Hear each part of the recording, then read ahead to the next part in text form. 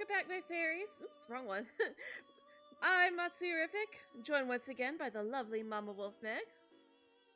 Hi. And we are back with more Persona 4 Arena. So last time we got to play all the way through Yu's storyline from beginning to end. And now we get to do the finales of other storylines, just so that we can unlock Elizabeth's storyline. So I'm thinking we do either Kanji or Teddy, and then we could do someone from down here. And then that should unlock Elizabeth. And then we should be able to finish up the night with just Elizabeth, because the final bit should be shorter than like the starting part. Because we do lead off from like the the cliffhangers. And also, I saw someone in chat. Hello, Vlaz, welcome. Hello. So, I think you know who I'm gonna say we should go with. Let's see Kanji's ending. Yes. Although Teddy's is good too. So we're gonna start from the cliffhanger. And get rid of the guys. I was getting nervous because you were running wild, thinking this was all a beautiful dream. Yes, we have Shadow Labrys pretending to be Kanji's shadow. Good thing I found you. I have missed you so much, you know? Yeah, I didn't miss you. That sissy way of talking. I'd never forget it. This guy's definitely my shadow. No, he's not. I was expecting this to happen, but being face to face with him again is pretty tough anyways. He's my weakness, the stuff I want to ignore. The shadow keeps swaying his dang hips at me, I like glare at him. Aw, what a big meanie you are. Weren't you looking for me? Yeah, to punch your stupid face in. Hello, Ghost, welcome. Oh dear, it looks like you still don't understand. Understand what? Why, you haven't changed one bit. That's why I've come out. Get it? Like, coming out of the closet? Yep. What is he saying? I haven't changed at all. Didn't you realize that after what everyone said to you, people haven't forgotten about my side of you at all? Kanji, keep it together! You can't let him trick you! Shut up, you goddamn Dang! No different than me. Oh. Agreed, Daddy. Well, he's not completely off. I mean, you're no different from me. He's not completely off, technically. The jerk suddenly throws the folding chair he's holding right at Teddy. Teddy squeaks by with a dodge, but he ends up falling over himself and rolling down on the floor. Hey, you know, I could swear my shadow looks different than he did. It looks different now than he did last year. You're just gonna learn for a bit? No worries. Jeez, Teddy's big eyes. But that ain't important. That ain't important now. What matters is this is the guy behind everything. My weakness created this place. You're the reason my senpai were acting so weird. Oh, I don't know about that. They could have honestly been speaking their minds, you know. No way in hell they'd... Heck. Heck. That's what you want to believe. Once again, you're lying to yourself. Lying to myself. Just like back then, huh? You like to sew? What a cue slur. Painting is so not you. But you're a guy. You don't act like a guy. Every time I heard that stuff, I tried harder not to be myself. Those were some bad days for me. Enough of that. I don't want to lie to myself anymore! I want to be Who I am. Shadow looks at me and rages at me selfishly. Screw this. I ain't listening to any more of this. I take a deep breath in and then push it out. I ball up my fists and pull my arm way back. Are you going to hit me? Are you going to deny me again? That's right. People don't let go of their weaknesses. They can never really accept us. Shadow's face gets this creepy giddiness. Too bad. I ain't aiming for him. I love this part. I bring back my fist as hard as I can, right at my cheek. Have you lost your mind? How could you hit yourself? Man, that hurt. But of course it would. It was my fist, after all. But thanks to that pain, I snapped out of it. I want to run away from my own weakness. To just ignore the nastiness inside me. One punch just now knocked all those idiot feelings out of me. Sure, I'm seeing stars now, but it's no big deal. Maybe it's just my imagination, but I feel like my field of vision is wider. I face my shadow head on. I know all too well that I'm weak. Huh? Last year's case? I still clearly remember seeing my shadow for the first time. I knew there was a chicken inside of me back then, but pretending there wasn't caused trouble for my senpai. If I just had a little more courage then, I could have made things easier on everyone. Anyway, I was pretty embarrassed at the time. I wanted to forget it ever happened. You know, focus on getting stronger. Things are a little different now. You heard me, I'm weak. But I met my senpai and they taught me something. Who cares what your weaknesses are? What's important is how you live with them. It'd be lame for me to repeat the same thing over and over, and I can't cause any more trouble for my senpai. Kanji speaks wise words. Yes, because he's best boy. Yes. My senpai, they didn't care about how pathetic I was then. They told me there was no need to force it, that I could just be myself. And now they're here to rescue me, even though I fell into a TV for the dumbest reason. Seriously, they're amazing people. I smack my fist in my palm and glare at my shadow. He's freaking out a little to see this. He's even backing up in fear. What are you going to do? If you're really me, you should already know. Fists never lie. You better hurry up and get back inside me, dang it! Kanji. Oh, God. That's not how it works, Mr. Kanji. Kanji, what have we... Mr. Kanji-kun, again. Oh, it's not that. Kanji, what have we told you about choosing your words more carefully?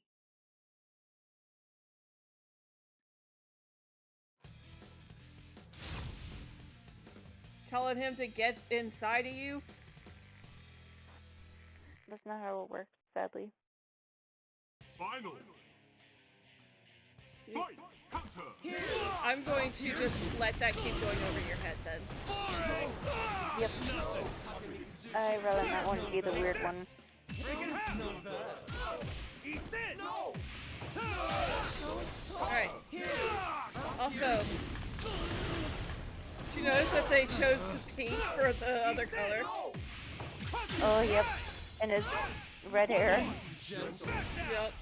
Please be gentle. Take this! No! Alright.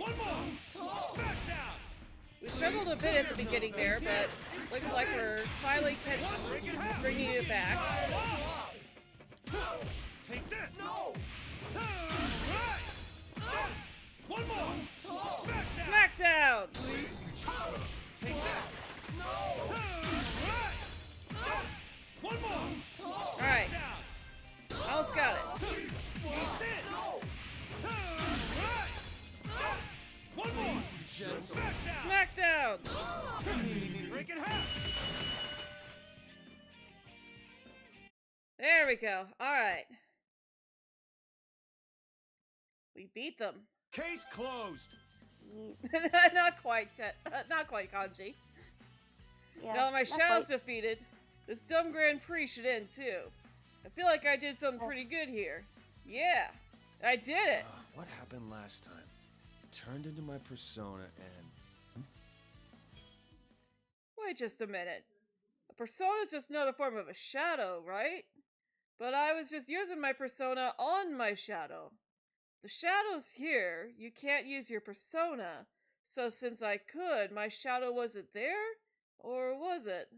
Which is it? This makes no sense. I'm not pushing far enough. No, I didn't make any mistakes. The power he drew from his bonds was just stronger. Huh? There's something still missing to turn a persona back into a shadow. Ooh, okay. So you guys aren't going to get this because you haven't seen the Ultimax, but I know I do. I have played Ultimax, so I do know this. This is not Shadow Labrys. This is a tease towards the true culprit in Ultimax, the one that we never caught, the one who stole Labrys and put her into the TV. Oh, interesting. The one who took control of her at the end of Yu's story, and admits that yes, it was I who stole Labrys away.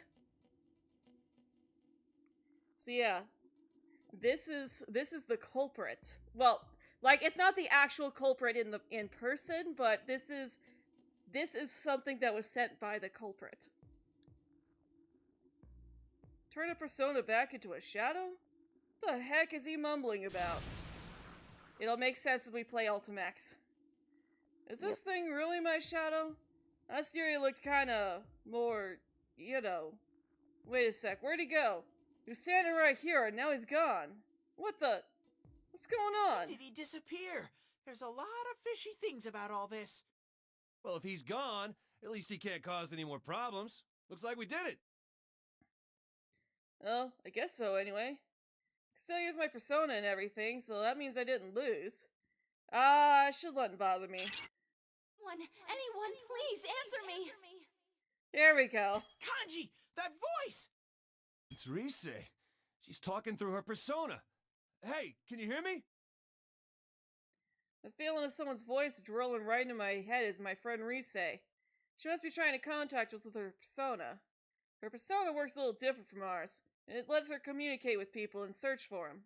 Anyway, I shout that I can hear her to let her know I'm here. A second later, a familiar voice echoes in my head. Kanji and Teddy! Guess she knows me. Rise wouldn't act like herself or the PA system, but she sounds like she's in real trouble now. She's kind of desperate. It's not like at all. It's not all like the one coming over the loudspeakers. We don't usually talk much, but I put my life in her hands before. Trust me, I know when she's being serious. Something happened, right? Where are you now? I'm in the announcement room, and... Well, that was short. Rise? Right? Rise! Answer me, damn it! The announcement room! Miss President was headed there too! That place was dangerous after all! I tried. It's fine. I Charlotte got you. disappeared. Yeah, Charlotte disappeared. Maybe it didn't just run away? Is that thing still causing trouble in the announcement room? Dang it, compared to last year, this one sure doesn't know when to quit. If that's what's going on, I can't waste time here. Kanji, wait for me! Don't leave me behind! You can't, Teddy. Teddy's yelling at me for some reason. It's like he's pretending there's one of those invisible walls right there. Oh, Kanji. Well, sorry, dude. I got places to be. No time to waste. I'm going on ahead. I leave Ted and run full speed towards the announcement room.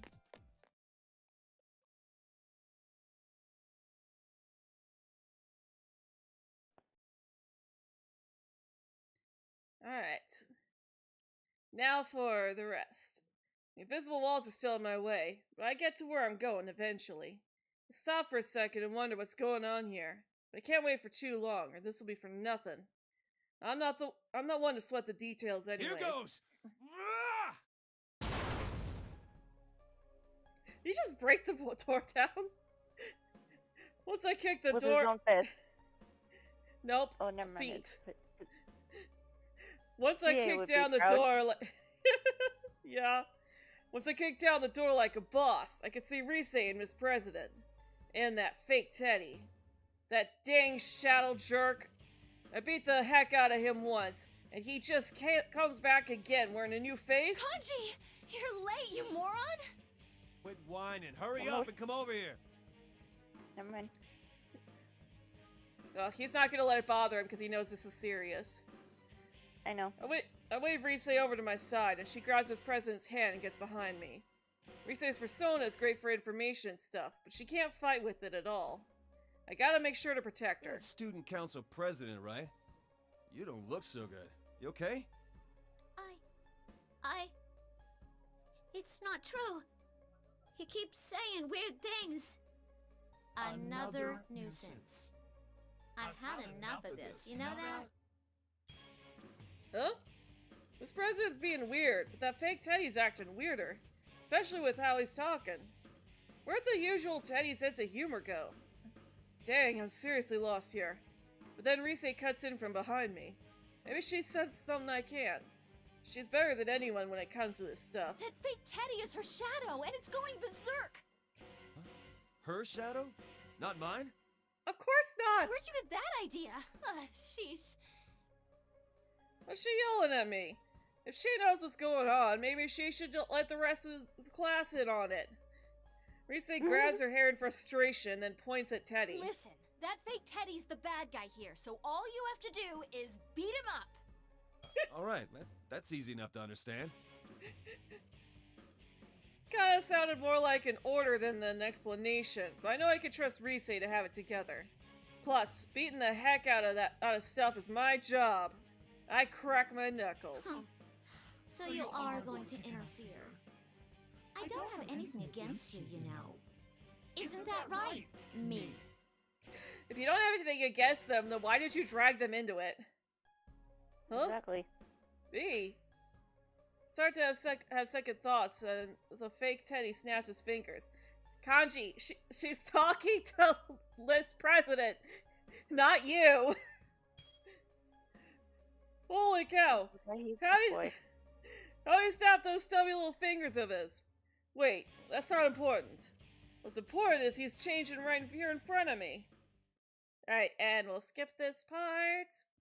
This is just the shadow transforming. Shadow. The true self. Man, you look like you're ready for battle. Now I understand what Rise was talking about. I wondered how the heck my shadow came back after I beat it, but I get it now. It's not my shadow this time, it's hers. This shadow's face looks like Miss President, but the body's totally mechanical. She yelps a little at seeing her own shadow. I don't blame her. It was tough seeing mine again, even though we'd crossed paths before. Why so scared? What's wrong, me? Take a good look. Come on, don't look away. You can't hide from yourself forever. Shadow laughs like an idiot. Miss President crumpled on the ground and snaps her fingers again. Then... what the heck? What am I seeing? This time it ain't the shadow that changes. It's Miss President. What's going on? No! Don't look at me! I'm not like this! The hell? A machine? No, Heck. a robot? Miss President cries out and tries to hide it. But there's no hiding what she looks like now. Her legs and arms turn mechanical, just like the shadows. What does that mean? Come on! Take a closer look! That's her true form. She was deceiving herself. She really thinks she's a human, living a normal life at school. To reinforce her make-believe as real, she prevented herself from accessing any memories that could contradict that. She even sealed away her own name. That's not true! I'm human! Are you? Hurry up and remember, you're a weapon, a mere tool. The 5th generation anti-shadow suppression weapon, Labrys. That's my name. Our name! Labrys? Machine? Weapon? This girl's not human? Then the shadow wasn't doing the usual funhouse mirror thing? That's really what Miss President looks like? Shadow keeps babbling on about stuff I can't understand. When she said weapon, was she talking about Miss President? Aren't weapons supposed to be more like pew-pew and kerpow? Well, she does kind of look like that now, but Miss President's different. When I first met her, she was a normal girl, just like all the others in my neighborhood. She's no different from anyone else. That's not my name! Shoot, I gotta stop spacing out. Stop! Don't say any more! Rise's noticed too. She hurries over to Miss President, but she's not gonna make it. You're not me! Yes, that's right! I'm not you! I'm myself! And cue another cutscene. Yep. Yes, the power! Ah! Dang it, the shell's gone berserk. This cow monster thing came out from behind her. Seeing this happen fascinates me every time. I also notice the scenery's changed too. Light coming in from behind the glass is so red that it hurts my eyes. There's a steel thing that looks like a furnace in the center, and these dolls being tossed inside. The heck is that? All I know is it's something nasty. That thing reeks of danger. But even though I'm in a jam, can't stop myself from smiling. Looks like it's on me to protect everyone this time. Bring it! There's a girl here who needs our help with her shadow coming out, and I got the power to fight it. The only difference from back then is you senpai's not here with us.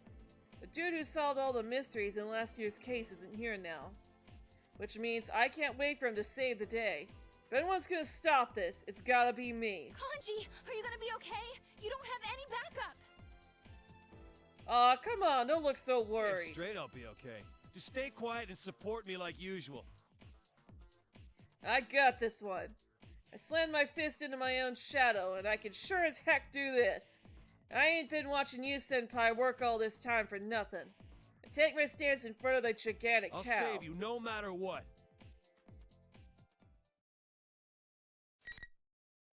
Alright, fight time. Against Shadow Labyrinth. Yes. For real this time. Yes. This one is not sent by the culprit. This is real. Yep. So it's not like how Adachi was when it was the Finally. the golden. Fight! Right? It's different from Adachi too. Take this! The Adachi was more of a projection, Smack down! and I don't want to spoil what that thing was, but it is different from Adachi. What's the matter? This! Oh, what? Okay, Mika. Take this! No!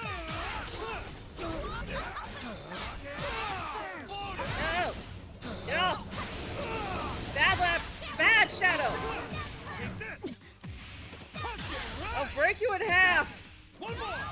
Smack Smackdown! Eat this! Right! There we go. One more! Smack down! Alright, we beat her. All right, it's calmed down. All that's left is for her to accept it. Rise sees me tell Miss President about shadows. I should let Rise handle it. They're both girls. I'm great at dealing with problems I can beat up, but sitting down and talking stuff over isn't my thing. I'll just keep an eye on her shadow to make sure it doesn't go nuts again. No! This can't be my body! You don't have to worry about that. Though it's easy to say so, huh? Anyway, let's calm down for a second, okay? Psst, Kanji, say something. Me? What am I supposed to tell her? Kanji, you are surprisingly wise when it's important. Yep. I don't know any more about Miss President than she does. All that happened between us was her yelling at me. No, that's not gonna cut it. It'd be pretty late to duck out of this because because I'm not that good at it. Yeah, make up my mind and crouch down in front of Miss President. Nice weather we're having. Kanji! What are you being so stiff for? Shut up! She's a student council president. I gotta, just thought I should try to be more polite. Risa and I yell at each other like usual. Aw, shoot. This president is looking at us like we're crazy. Okay, I gotta get serious here. What should I say? Where do I start? It's confusing, but I try to think about how to help. Anyway, why don't you try talking to us? We'll listen to whatever you're saying. That's right. Our shadows emerged when we came here for the first time. We went through the same pain as you. I think that should let us understand you, at least a little bit. And then she ends up doing most of the talking anyways. Talk! Yep. Then Labra slowly starts talking about her life. How she was created as a weapon. And how she had to fight her other units just like her so they could run experiments. Seriously? Man, sounds like she was forced to unalive her own friends. That's insane. It's just way too cruel. Anyway, she says she was able to forget all that and be a student.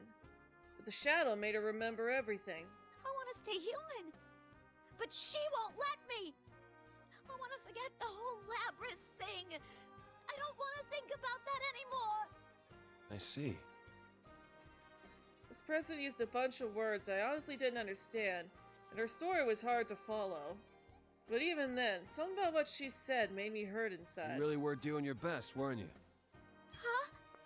I'll be honest, I just met you. There's no way I could know how painful this must have been for you. You really thought it through, huh? I was just saying what I felt. When this president looks up at me like I just sprouted a third arm. Did I say something wrong? I'm not smart enough to be confident about stuff like this. You say that you're a machine, but we know what you're talking about. I don't think there's any problem there. You're the same as us. You can feel pain and sadness just like us. The same. That's why you should go and accept the other you over there. Risa helps Miss President to her feet. She stands up, but she still seems shaky. I gotta try one last thing. But it's not like the right words are suddenly coming to me now. What will you, Senpai, do in this situation? I try to think back, and then I remember. Hey, isn't that girl there a part of you too? You gotta pay attention to her. If you don't, you'll always be in pain. I can tell you that from experience. You gotta get your courage up, cause, you know, you're not alone anymore. Miss President's expression changes when she hears that. For a second, I'm worried I might have said something wrong, that I said the wrong thing. Then again, maybe not. Cause she nods like she's determined. Looks like she got what I meant. She's alright now. Rise and I watch while she walks towards her shadow. I'm sorry I left you alone all this time. But you are me, after all.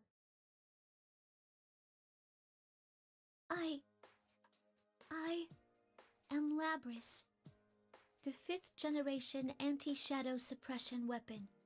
That's my real name. She says her name carefully and looks at us. Kinda like she did when I first met her. More dignified than that, maybe. It shows she's accepted her weakness. The things she didn't want to admit. Kanji-kun? Rise-san? Thanks. Seems like I was forgetting things that I shouldn't have been. But now, I feel so light I could float away. It's like how scared I was before was just a bad dream. Hey, no need to thank me. The really hard part was all you. Anyway, good thing no one was hurt. Yeah, and I can finally call you by your name. Labris is such a cute name. Come on, It don't is. say that. It It's is. not really true. Yes, it is! I slowly let out a breath, listened to him talk about nothing. It's finally over. Looks like Senpai and the others are all together. The invisible walls must be gone. Alright, I think we're done here for sure. So we should hurry and catch up with them. Rise says to leave it to her and start searching for the exit with her persona. She finds out that the lobby we used to use is up on the school's rooftop now. It shouldn't be in this world anymore, but then the school got created here. No surprise that lobby is back too. Looks like we'll be meeting up with our other friends here in this world. From what Rise told me, they're mostly all here. Chie-senpai, Yukiko-senpai, Yosuke-senpai, Teddy, you-senpai too. Kinda surprised to hear that even Naoto's here. She said she was too busy with work to come along. Looks like everyone from the investigation team is here Come now. on, let's go, Labris. Coming! Labrys hurries up next to me. And me, her, and Rise all run together towards the roof.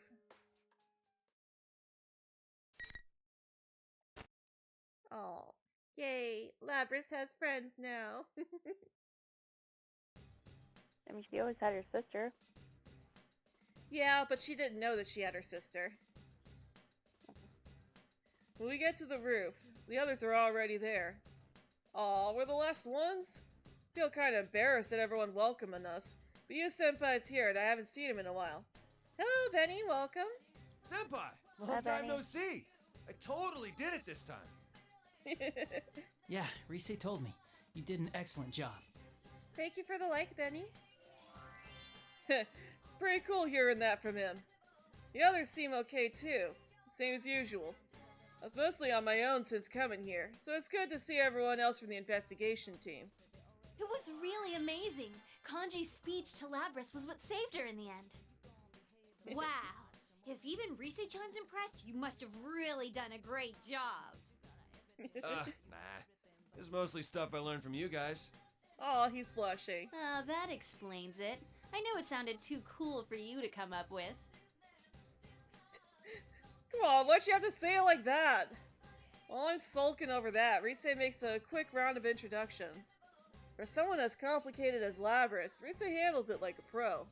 I guess you learn that stuff in showbiz. All my senpai seem astonished by Labrys being a robot. They don't make a fuss over it. They just accept her for who she is.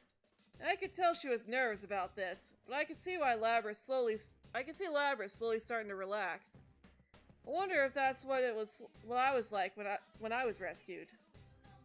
I can't even begin to explain how much my senpai being so casual with me helped after they'd seen my weakness.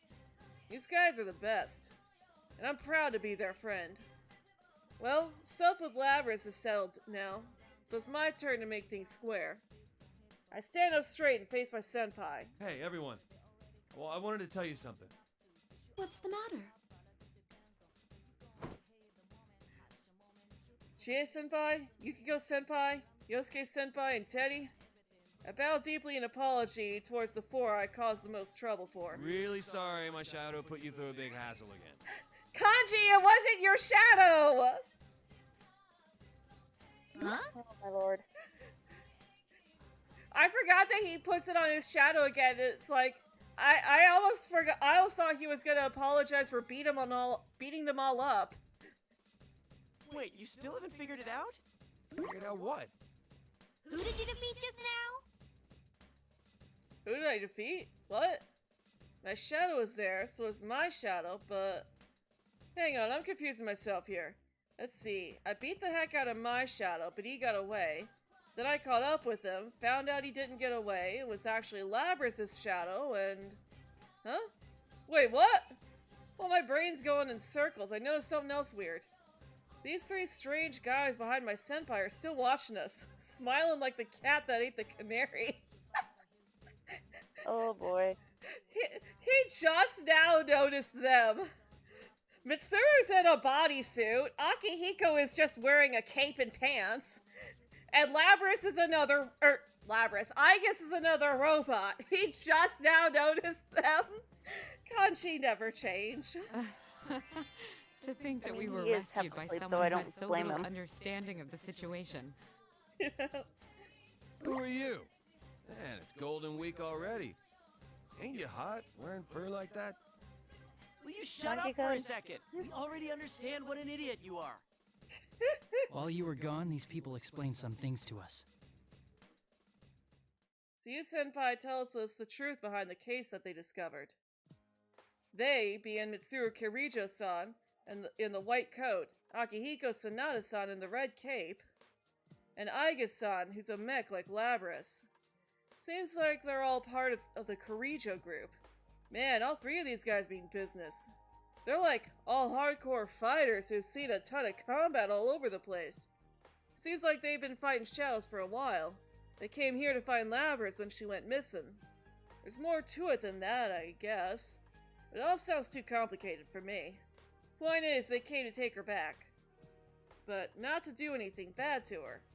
I wasn't too sure what they meant what they said, but it looks like there's nothing to worry about. I could tell. There's something honest about those three that you only get from doing the right thing. That's all I need to know.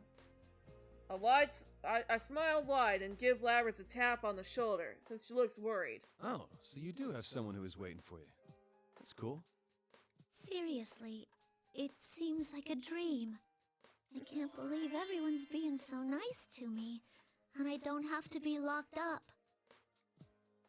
Labrys trails off. She seems pretty touched. I was worried she was gonna start crying, but nah. She just looks up again and smiles. Kanji-kun, I can't thank you enough. Huh? She just stopped dead. That seems kinda weird. I mean, I know she's a machine, but I hope she's not broken or something. I get kinda worried and start to look closer at her face when her mouth opens in this disturbing way. It's not over yet. I can't help answering her question before I realize that voice isn't anything like her normal one. Who's saying that? It's Labrys' voice, but it sure doesn't sound like the way she talks. And to make it creepier, her expression is still frozen while her mouth starts laughing. Is this the same communication system we use? Everyone, step away from Labrys! Whoa! Before I can start saying anything, Labrys takes a huge axe on her back and swings it down. She's way faster and stronger than before. This is the first time I really get the sense that she's not human. No, wait. This ain't the time to freak I out. cannot gain access. She is being hacked. It isn't coming from inside this facility. The signal originates elsewhere. You mean outside the TV? This is just a little extra resistance. Now, entertain me. She's being hacked? What did you do to her, you bad... Well, you appear to be the perfect opponent for her. Oh Let's no. have you fight friend against friend once more. I don't get any of this at all. Labrys brandishes her giant axe at me, still under someone's control. I'm gonna put a stop to Hey, this. snap out of it! You're just gonna let yourself get controlled like that? Show some backbone! Kanji, she can't help it. Whoa! Dang it, this is bad. If I don't stay focused, I could barely dodge her moves. It's no use. She can't hear us. The hell is this shit? Hey! Do I Kanji-kun. seriously have to take her down? We finally got to understanding each other. Now I gotta fight her again? I just heard about how that thing made her suffer, too. That dang jerk controlling Damn it. her. Quit forcing Labrys to fight! Just hang in there. I'll help you come to your senses.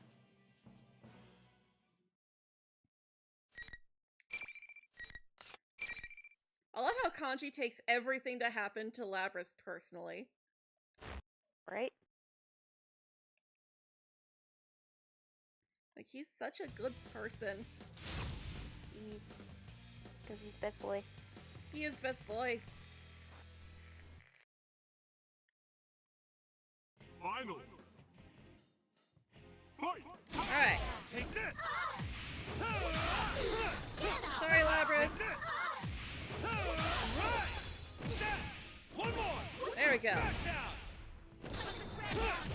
Alright. Nope. You're not blocking me. I don't think so. Boring! Take this! Nope. Dang it. That's enough! Nope. There you go. One more! Smash down! Alright. We broke her persona. Nice, let's go. No more Ariadne. One more! Smacked out. Take this! Alright, got her.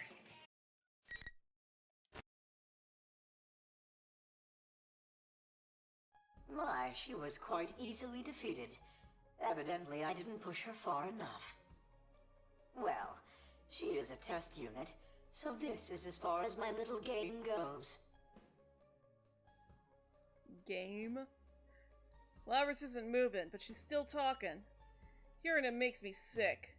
And whoever it is keeps talking about Labrys like she's not even a person. Show yourself, you freaking coward! Who the hell are Heck. you anyways? Ah, yes. I should thank you all.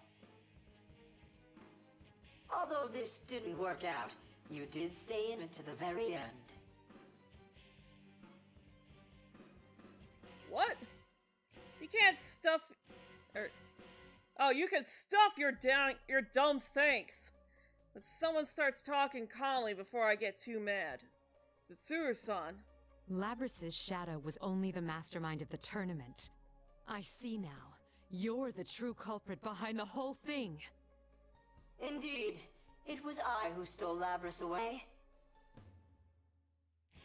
Since I don't have a persona and can't enter a TV, I needed a puppet that could run amok for me. Labrys's persona was only partially awakened, so I had a feeling her shadow would appear if she underwent a little suffering. You got the better of me this time. You deserve to know at least that much. Water break. This time, you're planning something else then. Who knows? Hey, who the heck is this guy? Who does he think he is? Is he the one who threw Labrys into a TV and made her shadow appear? He tried to make her unalive her friends, the thing she hated most. And now the jerk won't even show himself? He's just controlling her from the outside. How big of a piece of trash can this guy get? Hello, Garrett. Welcome. Who do you think you are? Using her as a tool in your own crappy plans. Horrible. Horrible. Horrible's the best word I could think of there. But she is a tool. Just a machine. What concern is it of yours? Ugh. The voice sounds annoyed when it answers me. Of course we're concerned about her. I try to answer it, but the voice keeps going all disgusted like I don't get his point. It's no use. Nothing's getting through. What kind of sick bastard is Jerk. this? Well then, everyone, until we meet again. Although, admittedly, I say this because I know who this is and I know their backstory, but the B word isn't that far off. And I don't mean their character either. Voice completely ignores us and suddenly calls out. Labrys crumples to the ground like a toy that ran out of batteries. Aiga-san catches her, but she looks unconscious. I don't even know how to think anymore. Damn it! I was with that asshole. Jerk! I can't help but yell out. I'm so frustrated with that dang voice doing whatever he wanted. Like, I get it, Kanji, but please. Right? You saved her. She was having a good time. So why put her through all that? It seems whoever our adversary is, they're connected to us. You shouldn't get involved any further in this case. We'll handle things from here.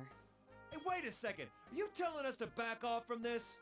I understand how you feel, but we will do our best to ensure that no harm comes to you. Please trust us and allow us to handle this. You must hurry home. She seriously think we're gonna back down just like that? I'm about to give Mitsuru-san a piece of my mind when you, Senpai, stops me. Guys, let's leave this to them. Huh? Are you serious? He's okay with that? That's not cool, man. I'm just about to say so, but I stop myself when I catch you, Senpai's eye. I see then he's not backing down. Yeah. He's not the type of guy to let things slide. I know better than anyone that he wouldn't let something like this go unfinished. Oh, well, Senpai calls the shots. Just do like they ask and go home. Kanji-kun? No use getting pissed at them. Hey! They're not the bad guys here. What an unexpectedly mature thing to say! Are you an imposter? Shut up. Don't make me muss your fur again. I'm sure Senpai has something up his sleeve. I'll just stay quiet and trust him. That's what a man would do. Looks like Yosuke Senpai's with me too. He's probably figured out the same thing. All the others eventually calmed down. And we follow Mitsuru-san and her folks out of the TV world. It's like we really are in the bizarre timeline when Kanji is the first one to figure that out. Right? In youth storyline, when you do the other route and you pick to look at Kanji instead of Yosuke, It goes right over Kanji's head, so he's like, I'll try Yosuke instead. Yeah.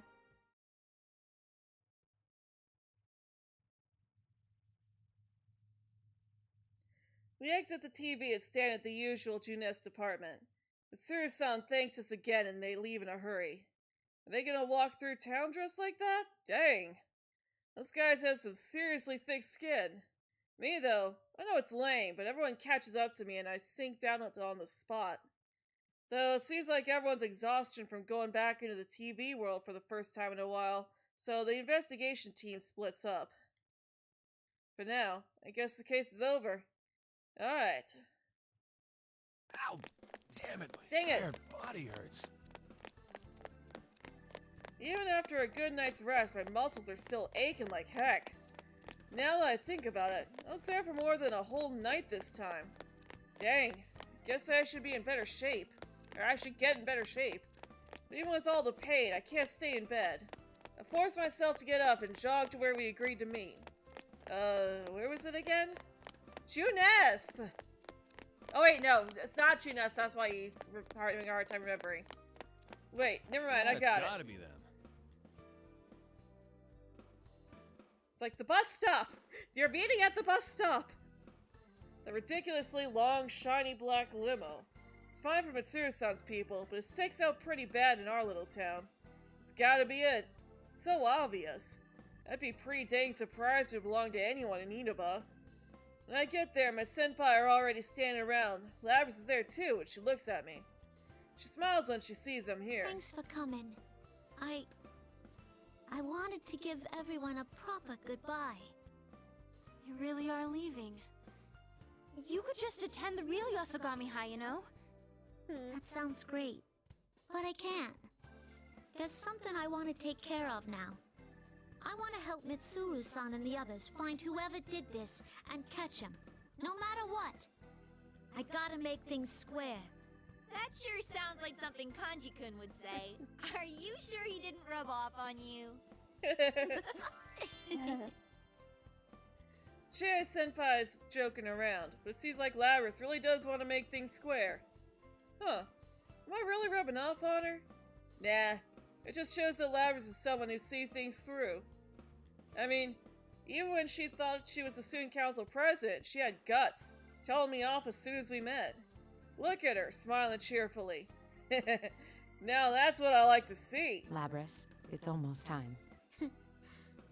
All right. Well then, goodbye, everyone. Oh, come on. Just when she was starting to crack. Looks like we're back at square one again. As soon as Mitsuru-san said that, her face clouded over and the moment was ruined. Even Rise, who'd finally stopped complaining, it seemed like she was ready to cry. Sheesh. Guess I should stop in one last time.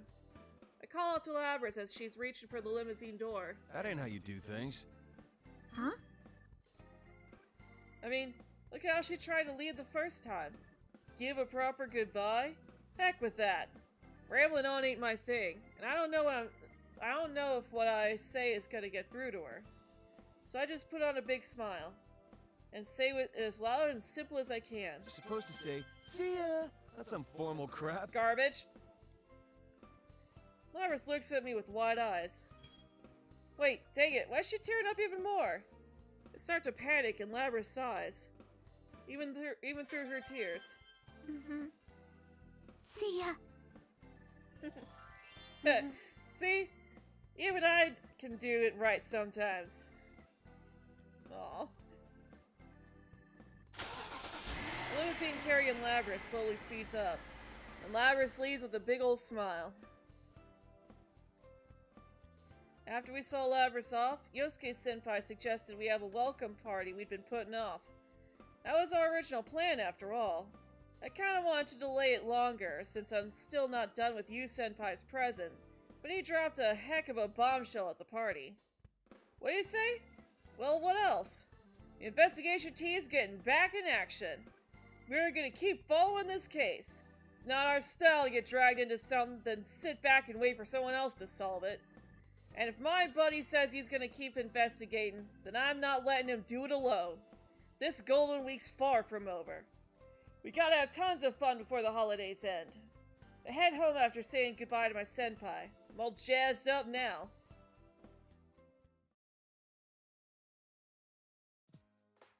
Kanji, can you come out for a moment? Coming, Mom! I put the crochet hook down and go see my mom. I'm just finishing up Yu Senpai's present. I got some time to help out. Once I get done with this, I should make another one. Meeting Labras kinda inspired me. How about, instead of making a stuffed animal, I knit a stuffed robot? I need you to tend to the store while I go do some shopping.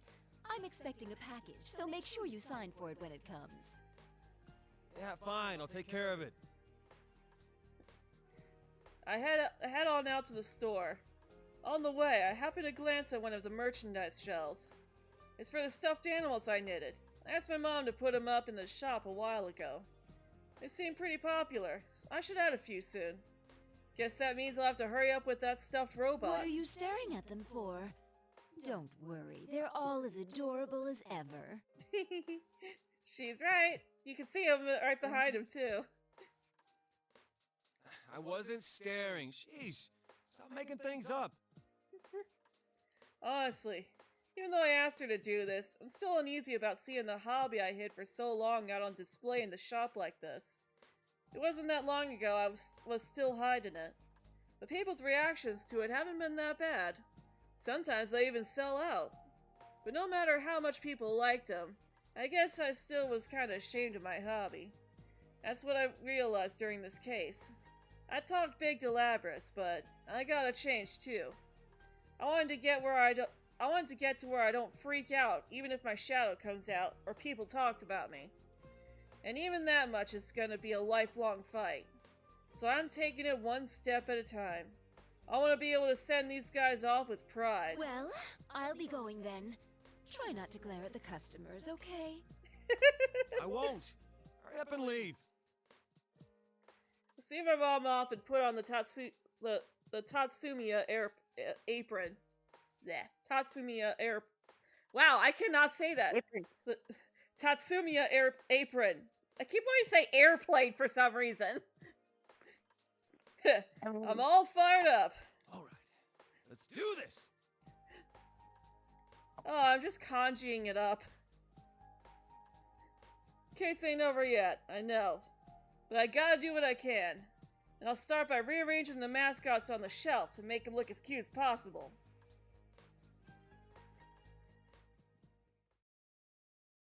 And water break. Water break. So, I'm gonna make the next call as well, because we get a lot of context through Mitsuru's route. And we kind of get it through Akihiko and Aika's, but nowhere near as detailed as Mitsuru's. Right. So I feel like this whatever. is... Yeah, I feel like doing Mitsuru next is important.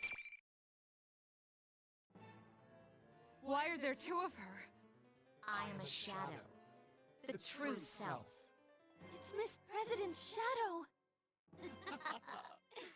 I'm taking the real one with me. I'll never let you catch me. Labras' double gives me a glare of pure malice before carrying off the original and fleeing the scene. I almost chase after her without thinking, but I stop myself and reconsider. That second Labras, who was that? Everything I thought I knew had been overturned by this turn of events. What is she? You seem to know. First, tell me something. Why was she in so much pain? What's all this about Labras and weapons? I'm sorry, but that's classified. It's not for civilian ears. Then I won't tell you anything about her. If you want to know what I know, you have to tell me what you know first. That may have sounded too much like I don't care if she's in pain. It would be unreasonable to demand that she tells me everything she knows without offering something in return. And she's already seen Labras' true form, so... I give a small sigh. Well, I suppose you're involved now. All right, her official name is 5th Generation Anti-Shadow Suppression Weapon, codenamed Labras. She is an android weapon created by the Kirijo group years ago. In order to use persona abilities, she was given a heart. She's a machine? Kuchikawa's shocked expression We couldn't conveys let her her run thoughts. free. Just look at the trouble she's caused. We came to retrieve her and minimize any damages. Okay. Kuchikawa's shocked expression conveys her thoughts as perfectly as if she'd spoken aloud. Okay, so she didn't actually say it out loud. Okay. I hold back no details in telling her of the cruel experiments she must have underwent during her development. Kuchikawa takes it all in and quietly sighs. So when she said she didn't want to remember, that's what that was about. Hey, why didn't you listen to what she was trying to say? She said that she didn't want to remember, but you kept pushing your demands on her and making her feel bad. That's... I pause, considering her accusation. She may be right.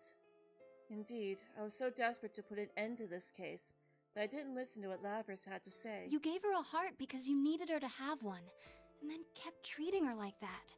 No wonder she's in pain. Tears stream from the girl's eyes. As angry as she is, she's crying for Lapras.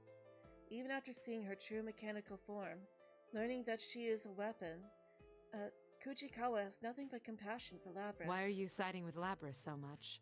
I heard her voice a few times. It sounded like it was from her past. She said she was forced to fight when she didn't want to, that she was hurt and afraid. I see. Kuchikawa had also heard the voice just as I did when she used her persona. I'm cool, oh thank you. Kuchikawa slowly tells me about what happened last year, the reasons why she came to Inaba, how due to her career as an idol, she was cut off from those who knew her for who she was, leaving her isolated. How when she had lost faith in everything, she met people who would believe in her, saving her life. Someone to believe in, huh? Hearing that brought up again is a sore spot for me. She's Miss President's shadow. I tell Kuchikawa the details I had previously said I couldn't reveal. Kuchikawa. The repressed desires you don't want to admit? Here, they take on a life of their own. So that's why. Then what's her ultimate goal? Why did she take Lapras? Shadows, they try to become real. It confronts the original with weaknesses to make them deny that the shadow's part of them. Also, it can take their place. I see. Then there's no time to lose. Do you think you can save her? A shadow doesn't disappear until the original person accepts it. That's why I must believe in her and support her. Even if it's left unsaid, I still understand Kuchikawa's desire. I share it. Kuchikawa, let me amend my earlier statement. I didn't come here just to minimize the damage.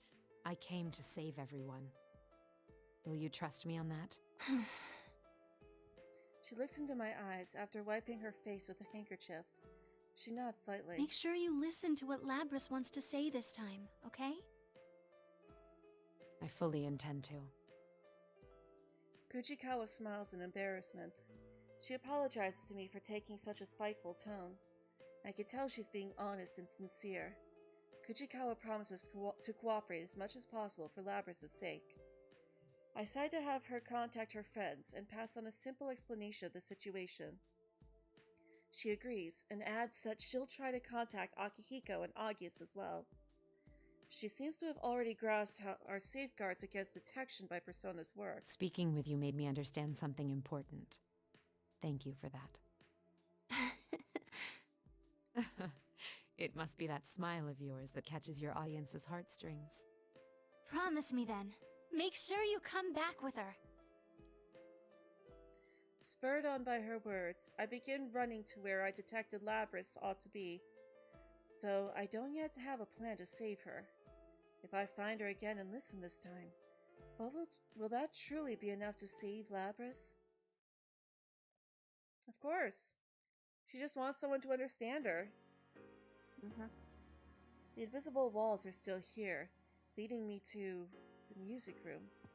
According to the guide map, it should have been further away, but just as with the announcement room, the layout of this version of the school is off. Who are you? Hi, you! Someone else is already inside. He frowns upon seeing me. I recognize his face from the video. If the walls are still here, does that mean the Grand Prix rules are still being enforced? As a test, I hold a hand out to the space where I just entered the room. It seems we're locked in. The rule against proceeding without fighting is still in effect. Are you Kirijo-san by any chance? Rise got in touch with me. I am indeed Mitsuru Kirijo. As I recall, you were the sister no, your name was Narukami. There doesn't seem to be anything scrambling our senses. Do you understand what I'm saying? Yes, and he is indeed the Sister Complex Kingpin. I don't sense any noise, but it can't hurt to ask. He nods, showing that he understands the question. Risa told me you were out to save Miss President. Labras, her name was? That's right. But I must act swiftly. There's no noise here because our enemy thinks we'll be hesitant to fight in our right minds. Would you mind conceding? I don't want to drag you into this any further. I understand, but I can't do it like that. Narukami gives a wry smile before his expression flattens again. If the rules are still in effect, my friends are still trapped. They still need someone to rescue them. I fought battles I didn't want and taken on a lot of responsibilities, which includes saving Labras, of course. It's not that I don't believe you, but I don't think it's right to simply hand the burden over to someone I just met. I see. Sorry, this must be frustrating to you. No, don't misunderstand me. I have no objections. I admire your willingness. With the final battle awaiting ahead, perhaps it's best that the stronger of us two should be the one to proceed. The atmosphere in the area changes. Narukami senses it as well and readies his weapon. It's strange, but he reminds me of someone. Yeah, Minato! Although his fighting stance, physique, and features are completely different, he still reminds me of the one who saved us, the entire world. I like the look in your eyes. I will test your resolve with my sword.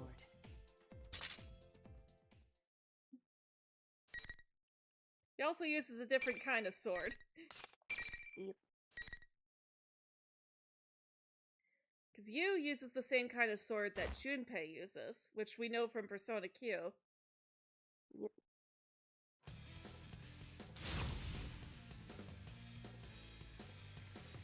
Although you would think Junpei would use a baseball bat. Because he likes baseball so much. Finally.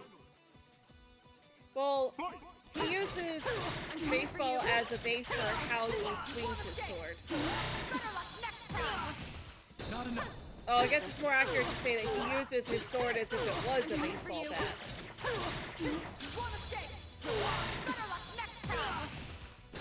Sorry, you. Not gonna happen, buddy. There's some reason she is the Imperious Queen of Execution. Yep. The Queen has taken out the Kingpin. Yep. I've won. I will move on. She doesn't even stick with you? Oh, okay. Well, no, she is. Because, like, right now it's about to say that she's reaching her hand up for him. I hold out my hand to Narukami, who had collapsed on the floor, and help him up. Fortunately, I won the match. Although in fighting these people, I have come to see them in a new light. But first, I have something to ask you. In this world, to encounter another leads to an immediate win-or-lose situation. That's why I had intended to limit my interactions with others. All I felt regarding these students was regret for dragging them into this mess. But in order to be sure I can save Labras, I feel that I'll need their help. Since they have more experience with this world, they're most likely closer to settling this. You said that you want to save Labras too, but you barely know her. She isn't human and has been through things that aren't easy to understand. What were you going to do for her when you found her? Water break. Oh, after this. Narukami closes his eyes before answering. Nothing in particular, but I could have stood at her side at the very least. At her side? Yeah, like how Yukari stood by your side. A number of things dawned on me with Narukami's words. Though I had resolved to fight by myself, I wasn't truly alone. I had family and friends who supported me. But Labrys was alone. She fought against the same units who shared her fate, and after escaping into this world, she had no one. I see. I understand now. He politely underlined something important I had overlooked. He's not the first to show me a new perspective like this.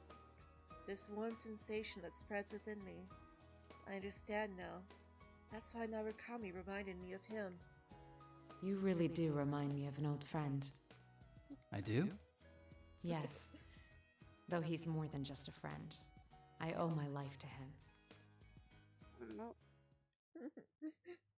And also a bit of a nod towards her social link if you decided to romance her, but without actually calling it out in case you decided not to. I attempted to contact Kuchikawa again. When she responds, I give her another request. She eagerly agrees, and Narukami, who's listening in, nods in satisfaction. Well then, I'll be going now. To save Labrys. There's no hesitation now. I have seen what must be done. I must go forth to keep my promise with them. Labrys will be saved. I'm certain of that now.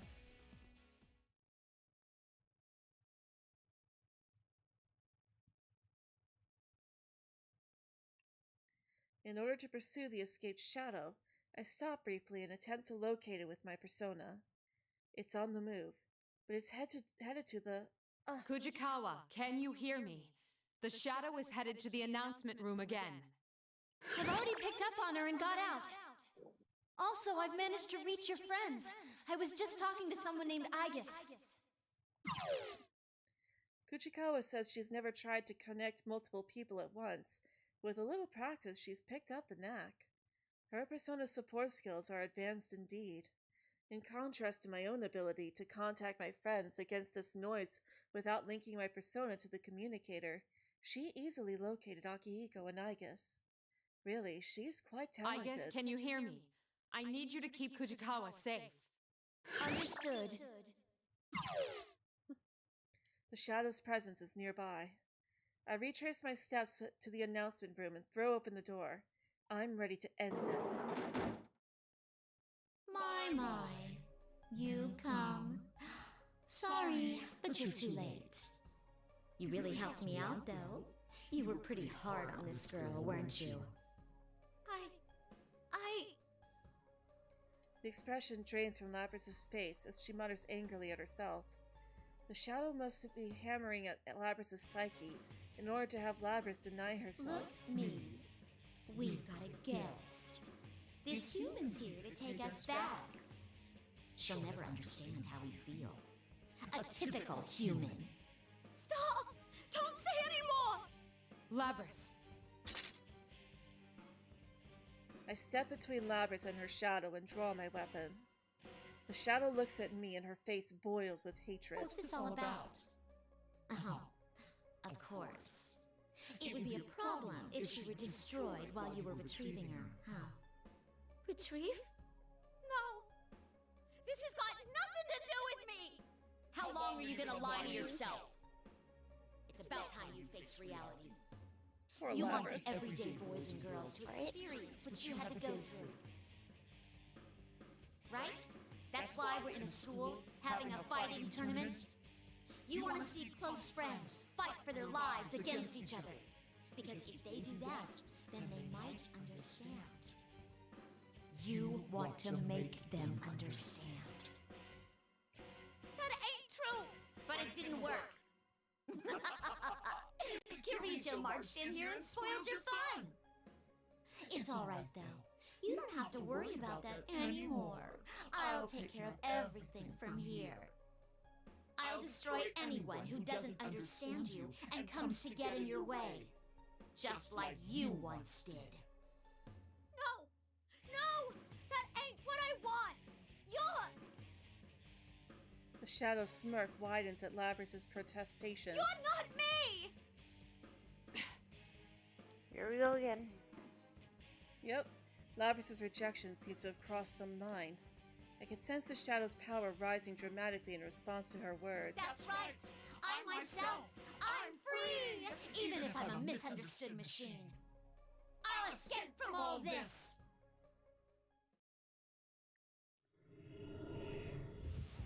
Alright, and... Yep, skip that. It's gone berserk, but there should still be time. I'll make you settle down. I support Labras, who slumped over, and make my intentions plain. What's with you, you hypocrite? The way you've been acting pisses me off! Text!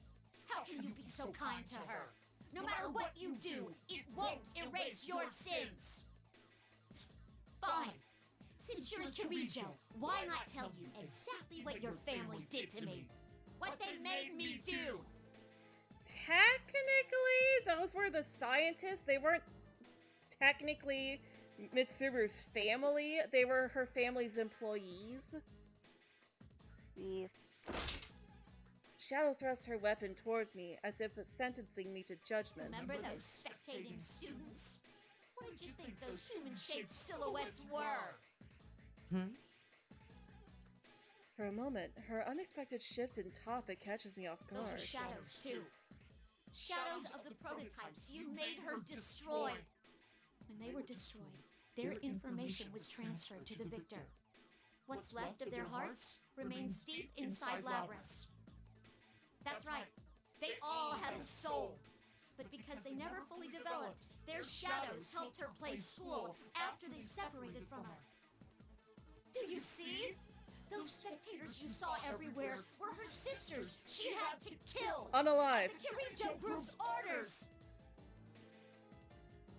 I'm at a loss for words. I can only stand there speechless. I haven't forgotten. I'll never let their memories or their pain go. I won't forgive anyone who tries to take my freedom. Her anger, it's justified. It's natural for her to hold a grudge after what we did to them. I acknowledge your anger and grief. Setting things right here is my way of atoning. This fight will release you from your curse once and for all. Alright. Time to fight Shadow Labras. Yep. Again. After this, we could do Elizabeth. And I think Elizabeth's is actually kind of short. Yeah. Because she's not involved in, like, the main story. Aside from, like, seeing her perspective of the stuff that we saw from you, Labras, and I guess.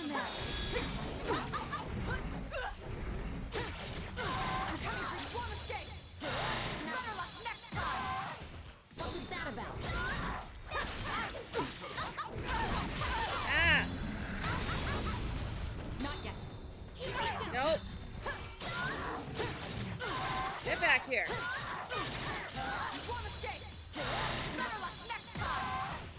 Time to execute the shadow. There we go. Execution complete. Yes. We got Meg. I've been here for a while, so I just haven't said anything. Yeah? After a fierce battle, the shadow finally falls silent and stops resisting entirely. I go to elevate Labras to help bring her around. When she regains consciousness, she looks at me with sorrow and resignation. Am I gonna be alone again? What am I saying? Of course I am. After all I've done. No. No one will lock you away ever again. Huh? I thought I had a firm grasp on things, but in the end, all I did was drive you into a corner. I'm sorry.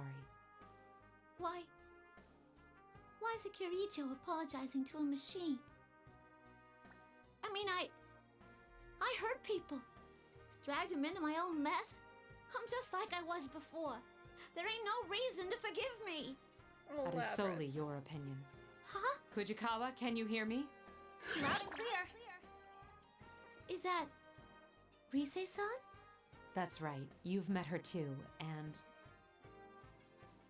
It seems Kuchikawa accomplished what I asked her earlier. I wanted her to use her persona ability to connect the voices of her friends directly to Labras. Some of them I've met, while some I don't know at all. In truth, some of them may find it hard to forgive Labras for dragging them into this, even after learning of her circumstances. But I believe in them. To tell the truth, I only saw you for a second, so I ain't really sure what's going on. But it seemed like you went through a lot. Anyway, hope things start looking up. That's way too simple. Can't you think of anything better to say? Hey, it ain't simple at all. I know damn well how tough it is to see a shadow come out of yourself. Yeah, we've all been through the same thing, so we'd suck pretty bad if we didn't forgive you. You caused me a lot of trouble, but it was still kind of fun. Kinda. They know how to accept someone for who they are, regardless of her looks. That's why even though Labris is a machine, they will surely welcome her. I'm confident of it. And indeed, they respond to Labris with more warmth than I had thought. What you saw wasn't the whole picture, right? That's just how our hearts are. They're complicated. I concur. None of us can cast stones after you've gone through the hardship of facing your shadow. That aside, I'm just glad you're okay.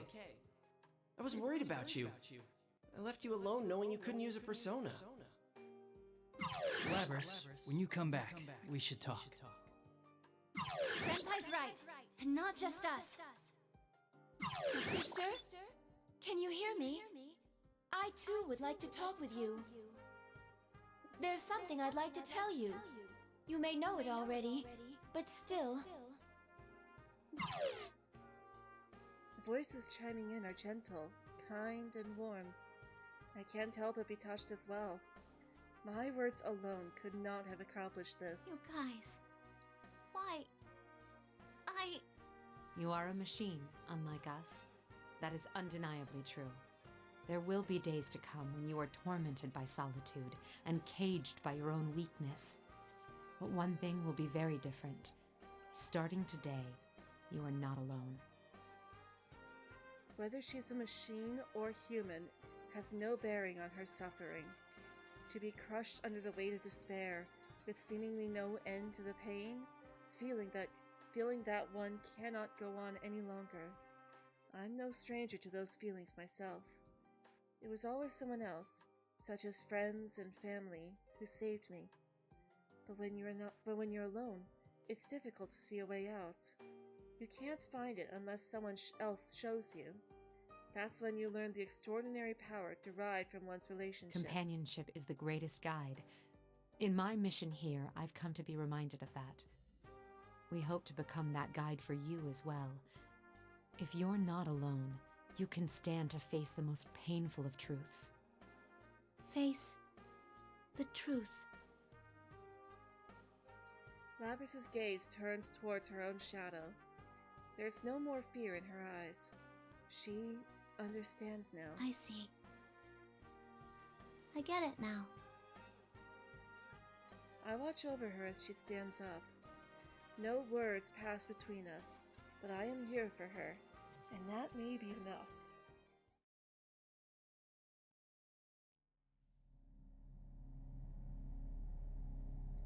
And there she goes, accepting her shadow. I'm sorry I left you alone all this time. Labris and Karijo-san!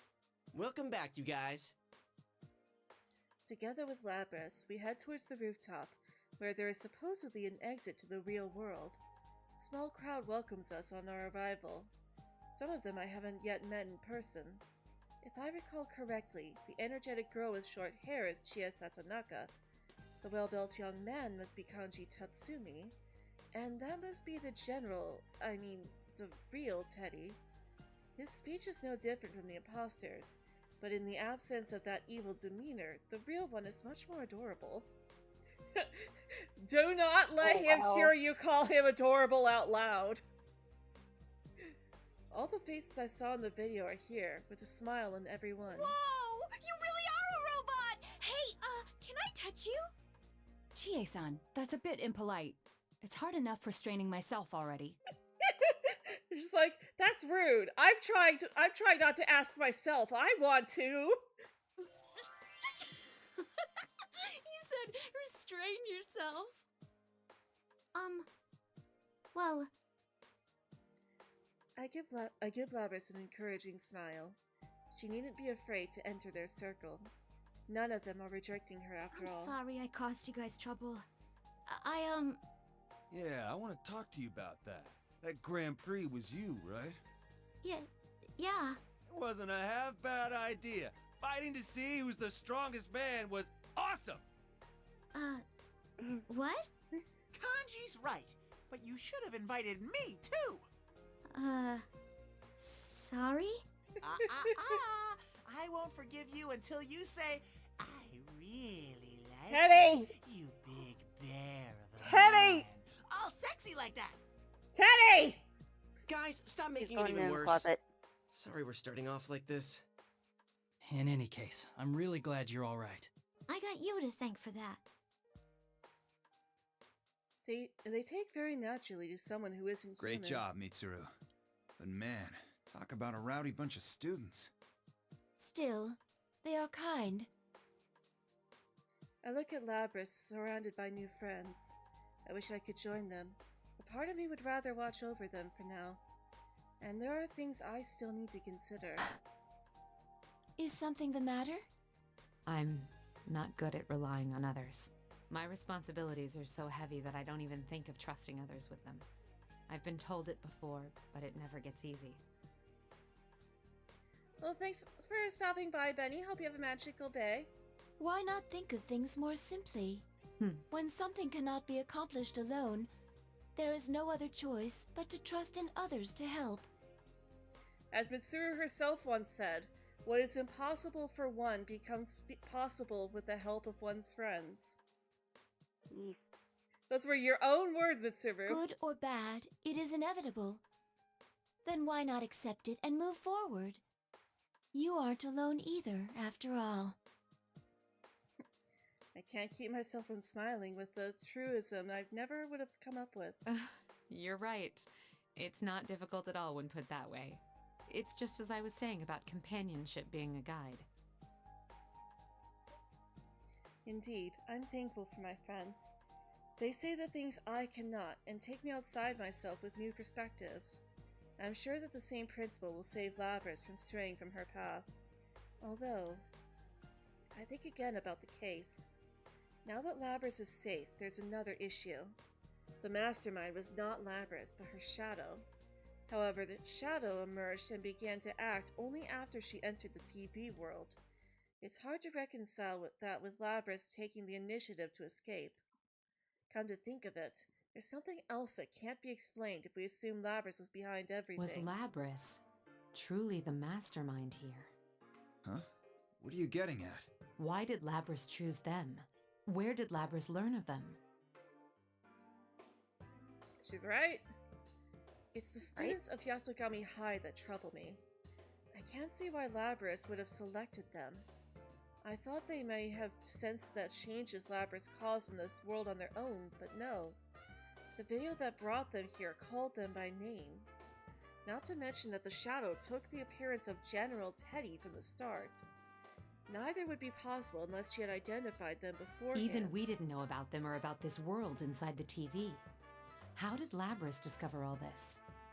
Yeah, I can't explain it either. And I still have my doubts regarding the hijackers' mental state. Their memories were so muddled that they couldn't even explain themselves. Do Labris' abilities extend that far? The more I think about it, the more questions arise. There must be some larger plan at work here after all. Well, the fastest way to find out is to just ask her. Hey, Labris! Akihiko. Akihiko's loud voice catches not only Labris' attention, but the high schoolers as well. I had hoped to keep them away from this since they were innocent bystanders. Akihiko seems to notice my irritated glare. When did you wake up? How did you find out about the TV world?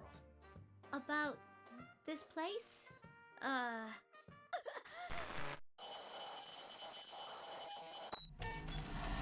Here we go! Yep. Labris abruptly stops moving, just before starting to convulse and taking a leap backwards.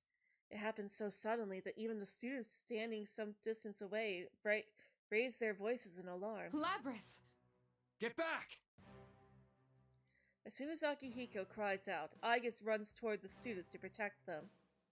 I keep a careful eye on Labras, whose face has gone blank, and put some distance between us. My fears have been realized. Labras reaches for the axe on her back and swings it without hesitation.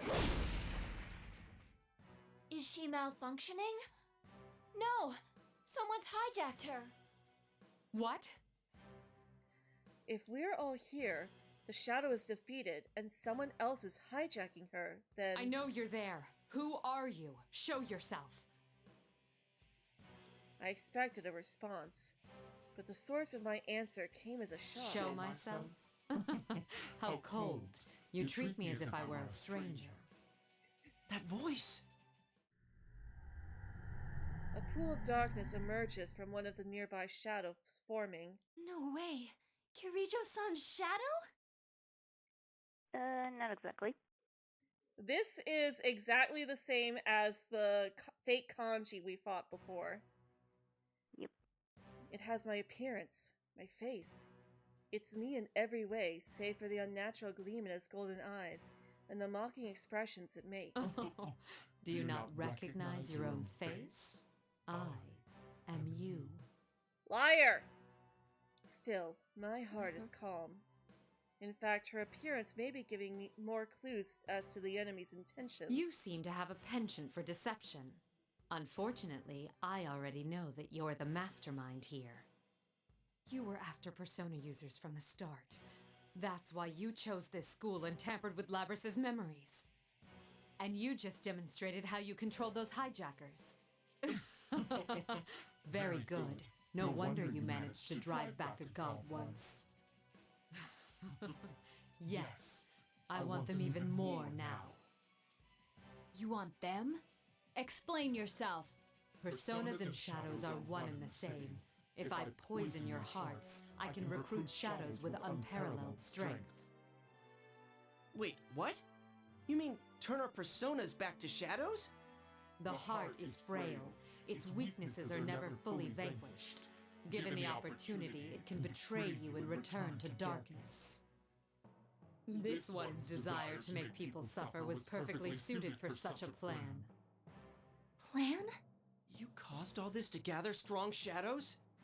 Who are you? Sadly, it seems things won't be going according to plan this time. But I'll make use of what tools I have to the very end. This is my last chance.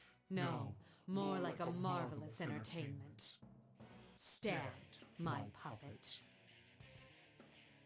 The shadow ignores my taunts and raises its right hand toward Labras, still collapsed on the ground. Labras reacts to the gesture by rising up, like a puppet with no will of its own. You bastard! Jerk! This form is exhausted from constant battle and will be useless as an asset. But unless you destroy it, it will keep rising up and attacking you all. What will you do? Labras obeys the shadow's command and leaps forward to attack. It seems the enemy will do anything to rattle us. I understood that. But understanding it and forgiving it are two different things. We'll just knock her out one more time. Hello, Velaz. Welcome back. No, don't attack her. Further damage to Labras could put her in danger. But, come on! She's all over us! Now, may you suffer and curse your fate. Relinquish your personas. How about no? At that moment, I hear a voice whisper in my mind. Huh? I stop in spite of myself. I know this voice well. Relief washes over me to hear it. This match will end in our victory. I call to everyone assembled. Don't listen! Everyone, concentrate on avoiding her attacks. But we can't do that forever. Just try and hang in there. Trust me. I trust in you. I realize that this is an impossible demand. Everyone is already exhausted by what's come before. Still, I need to buy time. Surprisingly, the first to nod is neither Akihiko nor Aigis. Everyone, we can take this much. Yosuke, you ready? Hell yeah, partner. Let's let Mitsuru-san do her thing. Hanamura and the others recover from their confusion at once when Narukami speaks. Interesting. He seems to be a great leader. Akihiko, Aigis, back them up! You got it. No one will force my sister to hurt others ever again. You had best hurry and decide. Who will be destroyed? This shell or the lot of you? The shadow laughs triumphantly to see us driven against a wall. She's acting like a deity, but she's much too short-sighted for that. I sense what I've been waiting for. We've bought enough time. Sad to say, but this show is over. What?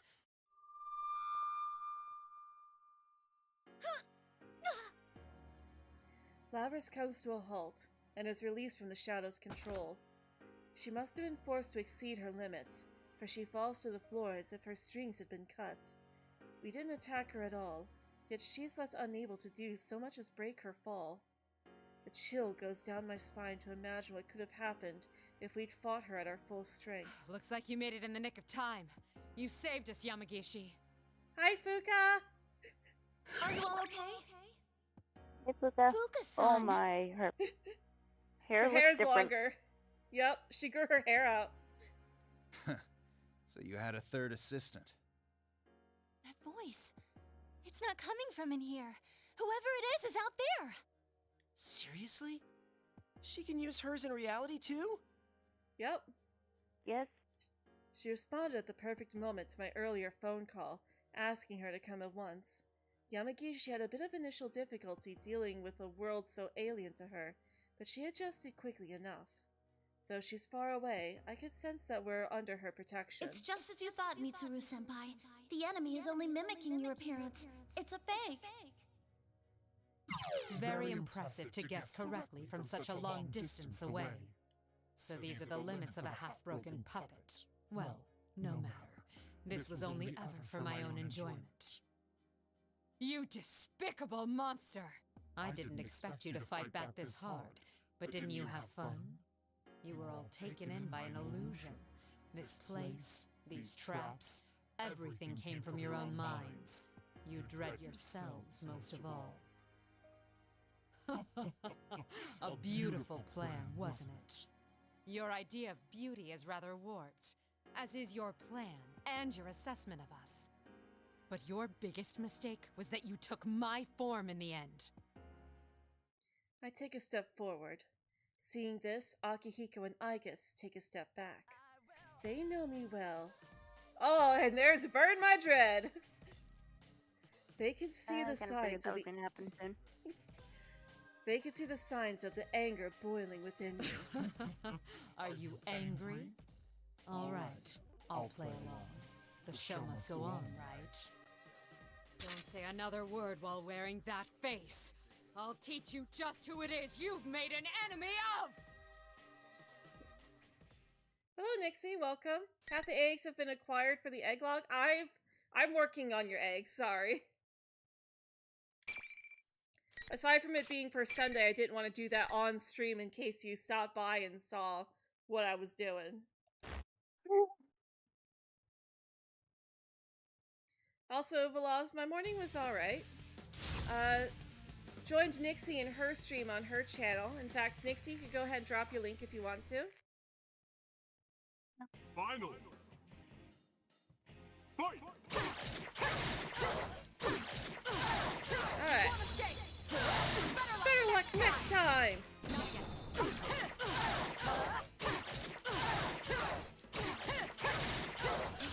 Oh man. Oh, I love these rapid fire attacks of the series.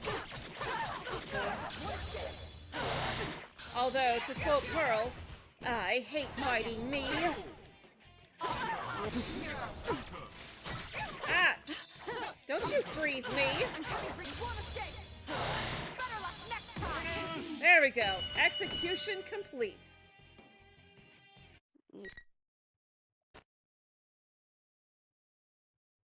Check. This is fine with me. Good enough for my purposes that I confirmed you have enough power to meet my expectations. Uh-oh. The shadow laughs as if as if defeated mattered. As if defeating Oh, Didn't wait, matter at all. as if defeat. Okay, it's just defeat, present tense. As if defeat mattered to it not at all. This is only a temporary form. I doubted there'd be any meaning in changing my appearance, but sure enough, it made for a very enjoyable game. All that irritates me is having to feign cooperation with that foolish human until I obtain the one true vessel. Foolish humans. I will see you and another guy's next time. Just wait until then. The real you will face the same consequences soon. Choose your last words carefully.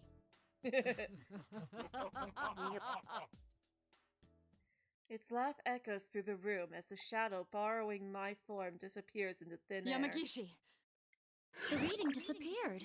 It didn't move, it just vanished. What could this mean? Back to square one again. Another guys, huh? Don't even think about coming around here again! What Tell are him, we GA. up against? Our enemy seems Right? to be targeting Persona users. It seems that not even they know who the enemy is, though I didn't expect they would. The enemy had extensive knowledge of Labras, something even I didn't have. There's no denying it. Whoever did this is well versed in the Kirijo group's internal workings. Gathering powerful shadows. Now we know the enemy's general aim, but what do they plan to do with them? None of that matters at the moment, I suppose. I signal to Akihiko. Akihiko catches it and turns towards the students. Don't worry about it. We'll handle things from here.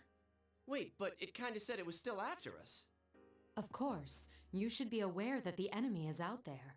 Akihiko only means that there is no need to abandon your lives to pursue it. We will do our best to ensure that no harm comes to you. That is, after all, our duty. But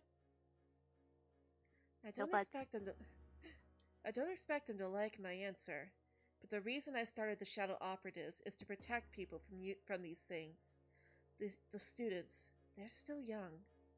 Granting my permission would only mean them becoming more inexorably involved.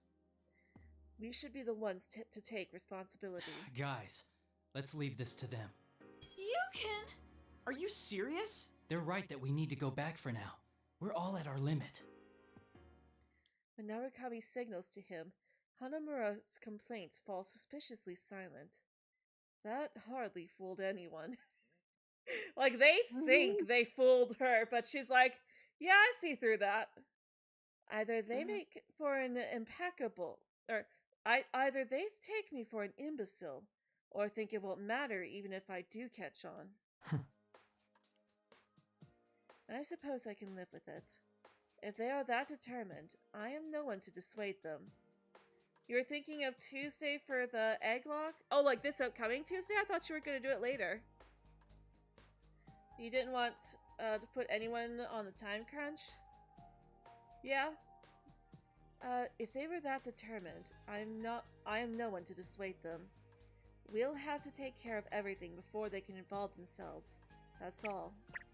Teddy jumps around, his footsteps sounding lightly unnatural to catch our attention. Alrighty, attention please! The trip doesn't end until we get out of the TV! Oh, Dude, next weekend, we okay. were in the middle of a conversation. What are you doing with this ancient TV? Hang on, where'd you even get this? It's a Teddy Vision! You can get out from here! They exchange banter as if the recent problems are already long past. It's so that they can continue to be so carefree that we must fight. Moreover... How's Labras? There wasn't much damage to her motor functions. I don't believe it will take much time to repair her. Still, the stress on her cognitive functions must have been severe. It may take some time for her to awaken. Igus gazes sadly at Labras' unmoving form in her arms. We must also fight to prevent anyone else from being hurt like these two. This case is over for the time being. It's time to say our farewells to this world. But a newfound resolve to fight is surging within me.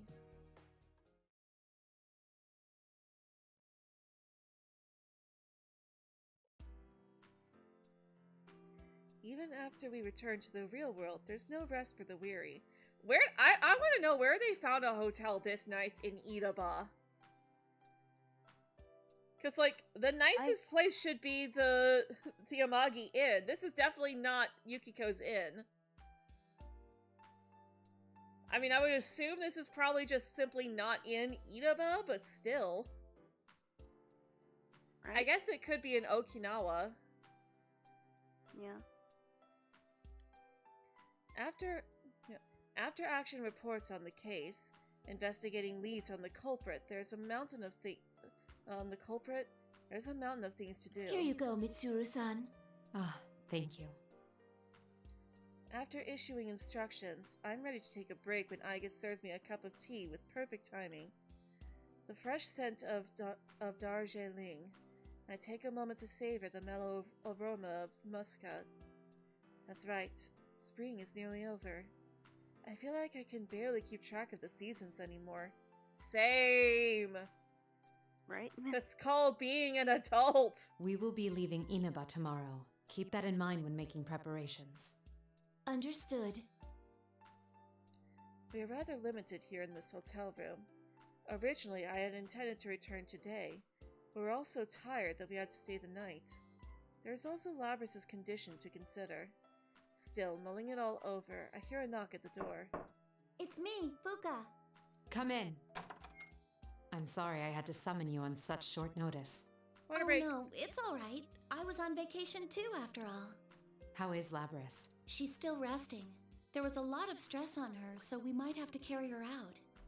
I see. Yamagishi takes a nearby chair. There's weariness in her eyes. I looked into the records. Labrys was built on a self-contradicting foundation. Self-contradicting?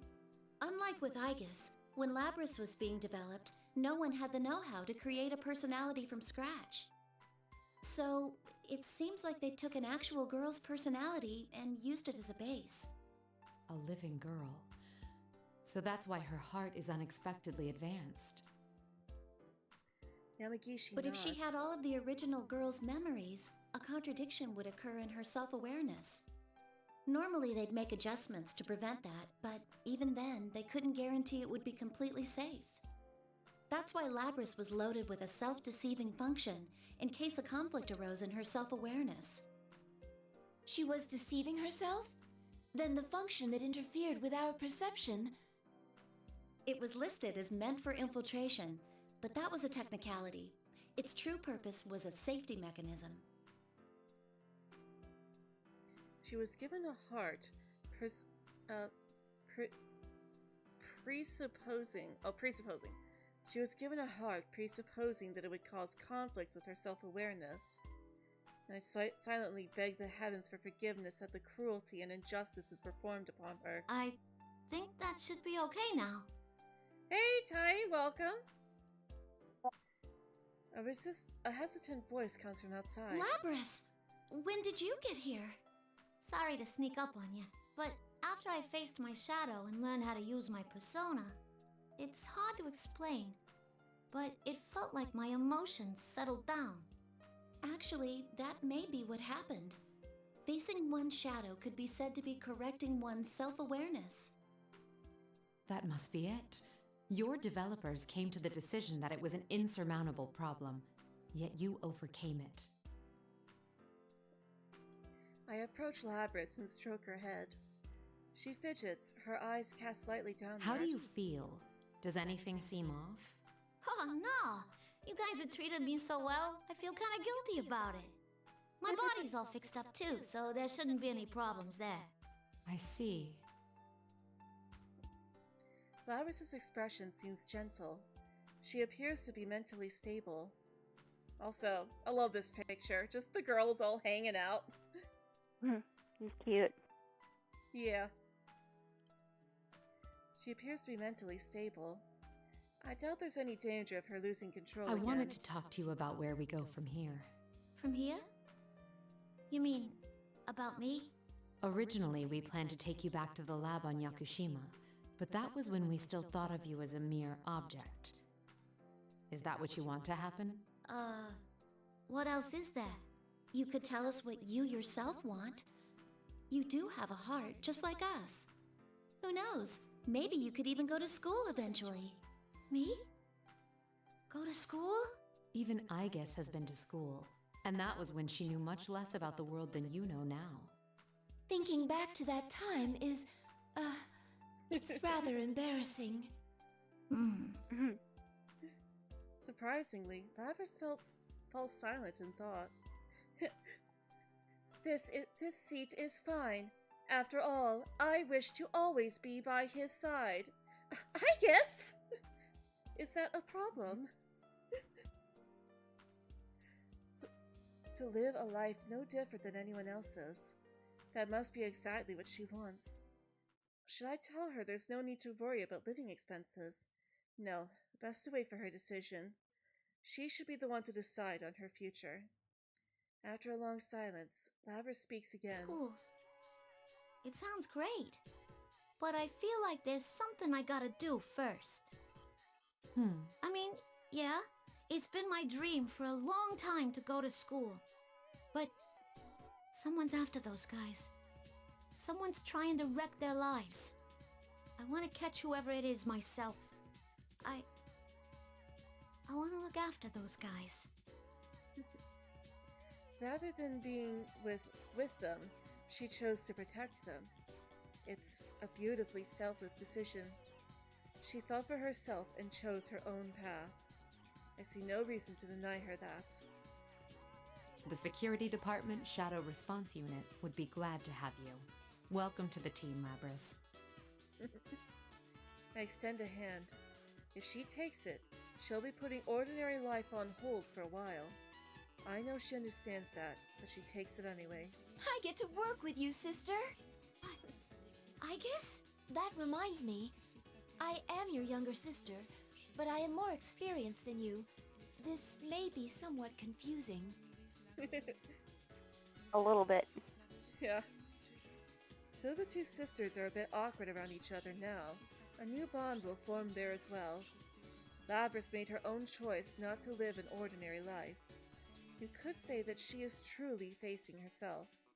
She'll be alright. Seeing the two of them together makes me sure of it. I'll give you a tour of the lab tomorrow. Make sure you're ready to write things down. Tomorrow? Oh boy. We're leaving Inaba already? I haven't even said goodbye. I can't leave without seeing him one more time. Oh, that's good to hear. It means you've made some friends. Maybe I turn to Igus. Igus, get in contact with them by whatever means you deem necessary. Understood. How should I contact them? I only know their Your cell names. Yamagishi, your usual method should prove effective once again. Huh? But isn't that invading their privacy? Permission granted. Remember, we have official sanction to operate now. And after how they acted when we were parting, we'll definitely need their contact information. They won't sit quietly by, of that I'm sure. Hello, D25! Oh yes, thank you so much for subscribing! This matter is still open after all. The mystery remains unsolved, and there are still worries nagging at me. But that's not the only legacy of this case. I'll help look them up too. Labrys breaks into a smile and takes Igus aside at the computer. The bonds that gave her that smile, they will light our unseen path. There's no knowing yet where this case might lead. But the day that we might stop in our tracks, too afraid to continue, will never come.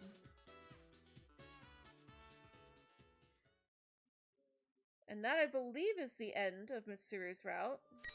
Yep. And now we finally unlock Elizabeth. Which means it's time for the elevator attendant to finally have her time in the spotlight.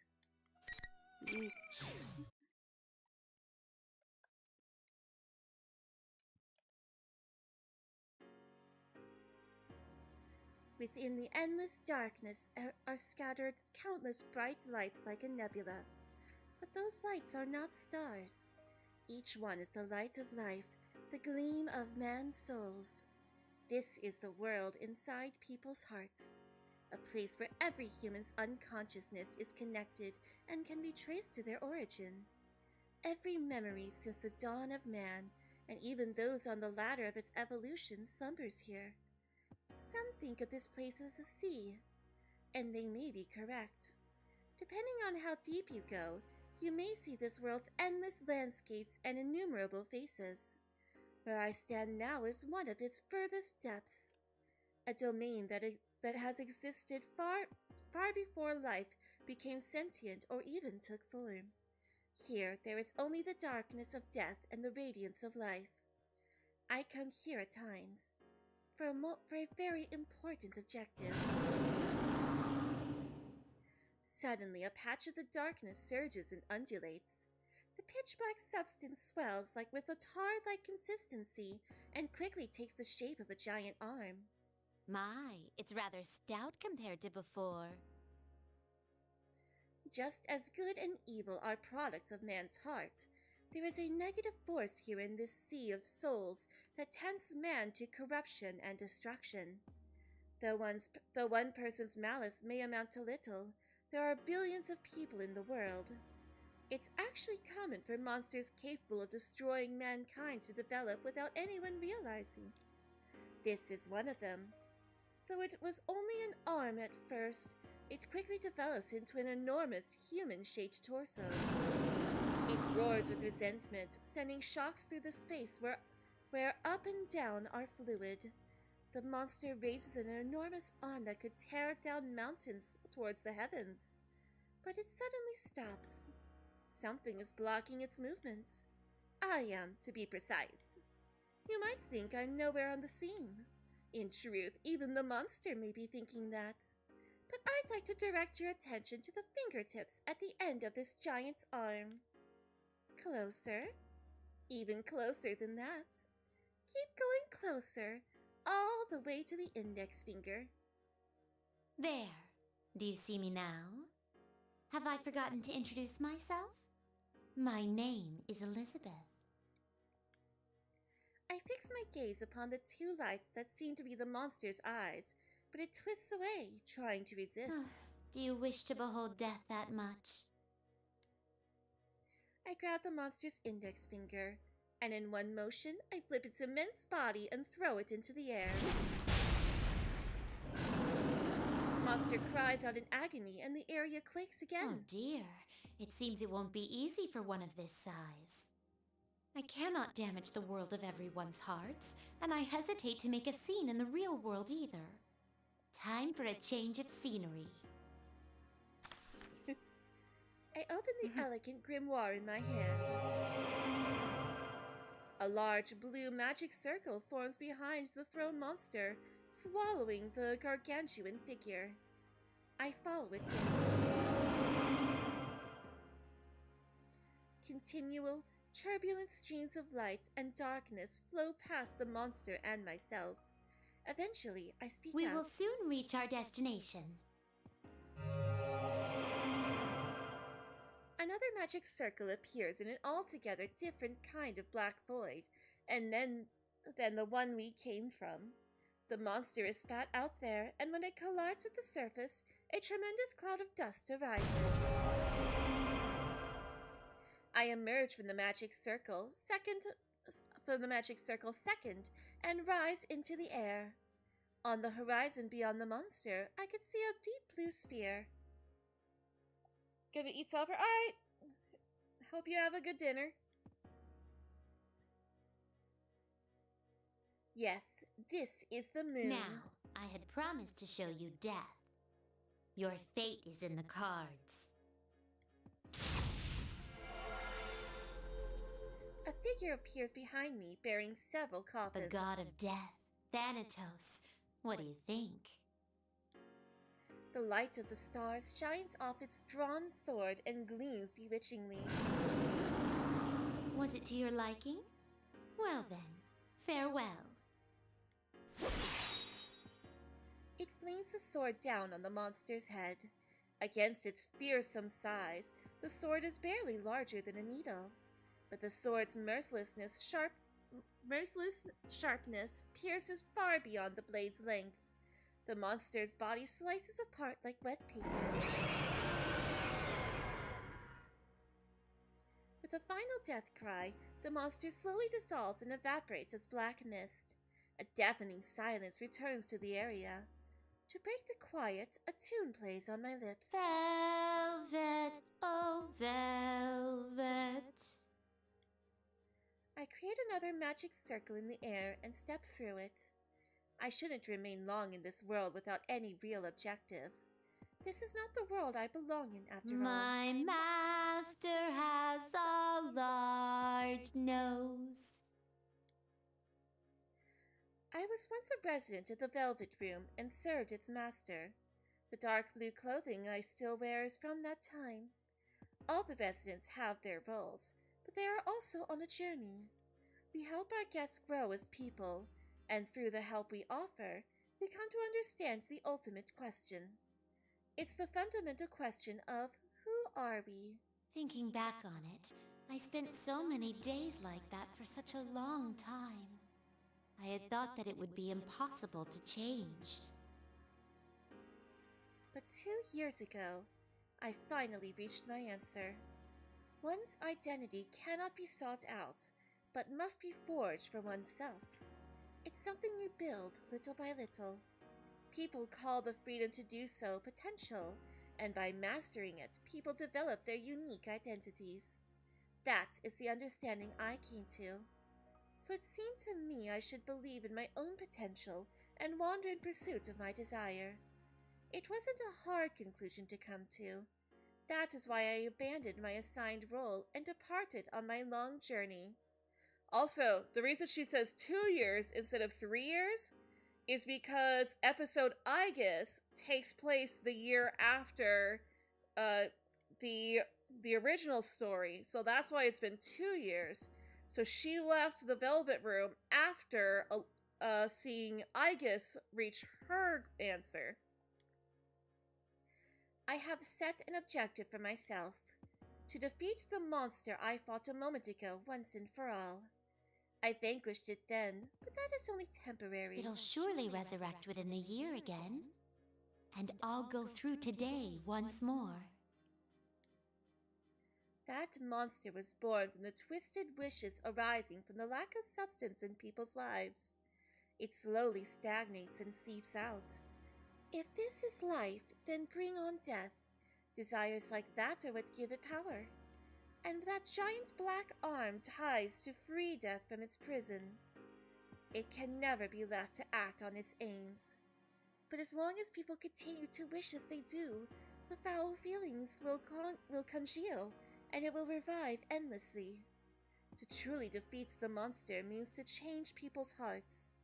That cannot be done no matter how much one improves their skills in battle. I do not currently know how this goal can be attained. It may be that no one in this world knows yet.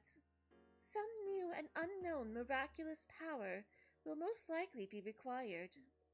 That is why I wish to travel as far and wide as I can to broaden my horizons. Since I have only interacted with the guests of the room, I'm sure the scope of my knowledge is far inferior to a single human's. But there are infinite possibilities for me to explore. Oh, infinite places, sorry. I'll travel to each one and satisfy my natural curiosity.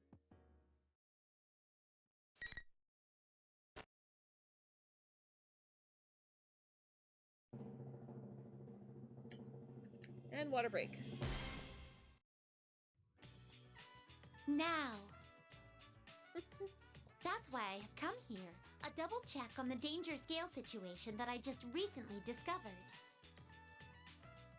I place my hands on my hips in what I believe to be standing firm. Before me is what seems to be a replica of a building in the real world. I sense multiple Persona users gathering. It's once in a blue moon that one discovers a place like this. I'm sure I can learn some interesting things here, or something along those lines. In any case, I, Elizabeth, can scarcely keep myself from getting involved. For some reason, with a physical form, to step into the realm of the mind would be for them to Oh, for someone. For someone with a physical form, to step into the realm of the mind would be for them to enter an even more abstract place than the Velvet Room. Normally it would be impossible, and even if it were, it would be very dangerous without a firm will.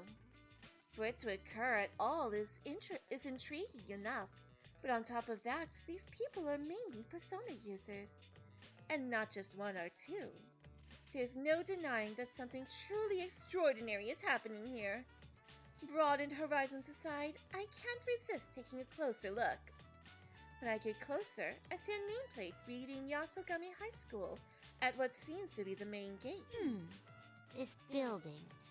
Is it a school? The school building before me looks aged, and I narrow my eyes. It seems somewhat old-fashioned compared to the school I have experience with, but it has its charms as well. As in, she's referring to the time when Minato took her to Gakko-kan. This is what they call animalist aesthetic. Minimalist, Elizabeth. Minimalist. Animalist? Bestial? Anyway, something along those lines. She means minimalist, you guys. There are bizarre decorations as far as the eye can see inside the building. Was this school always thus adorned? These decorations. Could this be the fabled school festival I've heard tell of?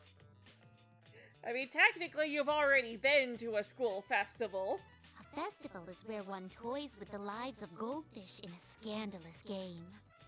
One can also enjoy a combat simulation with close-range shooting tests using sniper rifle fire into the interior of stalls. I love how both of these, this came out before Persona Q, but I love how both of these, festival attractions she's talking about are actually things that they do in Persona Q, but also things that we see them doing in the cutscene. So, like, we see, the Velvet Room attendants doing the, fishing for the balloon bubbles. I guess those are balloon bubbles, not fish, but I think they did also have the goldfish in it too. But like, we also saw them at the shooting gallery with Naoto first showing off, and then Aiga's just going ham. Ooh, I'm starting to get excited. Looking up, I spy a large sign done in vibrant colors. We won Grand Prix. Could this be a fighting tournament? This isn't why the Persona users are gathering, is it? No sooner do my suspicions arise than I sense the first presence within the school and turn towards it. Come, challenger. I wave my arms about in anticipation, but something seems a bit odd.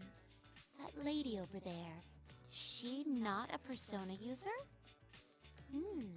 Regardless of that, I sense something out of the ordinary. Much like your last guest, right, Elizabeth? When I close my eyes, I can tell that while she may appear to be a human girl, something about her is amiss. I sense an unnatural disconnect from her memories and consciousness not seen in most people. Is she truly human? Now that I am here, I can sense powerful combatants gathering one by one. If such power were to be used to its fullest in clashes of skill, the result could be life-threatening. This place is not meant for such a girl. If she were to be drawn into this, then in the worst-case scenario... Were I still my old self when I only lived to play out my role, I would leave her be. But I am different now. I make my way towards the girl. As I approach her, I begin to hear voices. It seems that she is calling herself a student council president. I stride down to the end of the hallway where she is walking directly into her view. The girl gives me a slightly questioning look, but no more. She comes towards me guilelessly. Hey, excuse me. You got some reason to be at our school? Up close, I can tell at once. There's no doubt that this girl is not human. Yet she seems to be under that impression. The original residents of this place seem to believe that she is as well. But of course, that is impossible. The disconnect I sensed earlier must be related. Could someone have tampered with her memories and psyche? No matter how unusual her circumstances, such extreme gaps in awareness are no mere figments of the imagination. It's possible, but normally those with a distorted view of reality have equally distorted emotions. Oh my gosh, was that? Okay, I know that I risked giving a Persona 5 spoiler here, but was that like a nod towards Persona 5? Because that's like kind of how things work in Persona 5. It's distorted reality and emotions. I won't go further, but oh my goodness, I never caught on to that before. Probably because I don't usually do Elizabeth's route when I replay this, so that's probably why. In my replays, I just skipped this and then didn't come across that. Wow, I never thought about that before, but oh my gosh. Because Persona 5, I believe, would have been in production at this point. And I do not sense that in her. Her emotions are in balance, only her memories and awareness fall short, like a course de ballet falling behind a soloist. I fix my gaze upon the girl before me once again. If she did not come here of her own will, then the events here may be more sinister than I imagined. Are you sure this is how things should be? Huh? What are you talking about? I am a wanderer who only stopped here because I sensed great power gathering. I am in no position to give advice, but... This place will soon be caught in a bit of a fracas. If you continue to avert your eyes from everything, I think it will have an impact on your life in the near future. My life? What you choose is up to you, but I believe there are factors preventing you from making the right choices at the moment. I couldn't bring myself to just stand by and watch as you lost your life before my eyes. That is why I came to you, so I could give you one last chance. She has most likely forgotten who she is. I sense something shining, slumbering deep in her heart. It's the glow of a bond. No one who has been a resident of the Velvet Room could mistake it for anything else.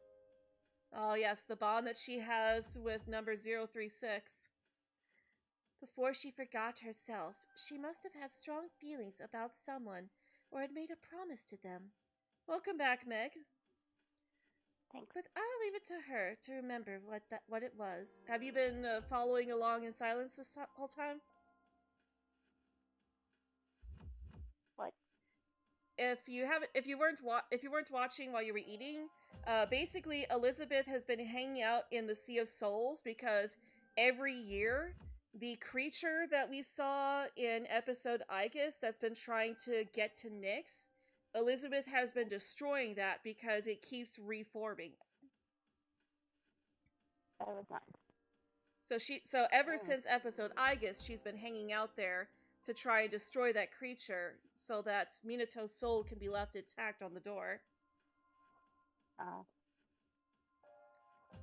But I'll leave it to her to remember what it was. I hold out the Persona Compendium, as if handing it to the girl, and open its pages. Light streams out from it and washes over her. The light dispels the girl's false image, the illusion that made her seem human, though she is not. Huh? What is this? Her true form is revealed as a gleaming, mechanical body. Her arms look as if steel plates are covering them. The girl frantically pulls at them to try to tear them off. It won't come off! What gives? My, what a robotically cool body. It is apparently meant for battle. Hey, you! What did you do to me? Nothing in particular. Well, considering that you are meant for battle, I shall briefly be your opponent. During that time, why not think back about who you are? Huh? My opponent? Most likely, I will not get through to her with words alone. Only by being forced into a confrontation will she finally be able to understand. She already knows how to use the steel limbs, which she's supposedly never before seen. And away we go. Although, when you think about her Labrys's past, this could actually be seen as a form of cruelty, because Elizabeth is just forcing her into a battle. Yep.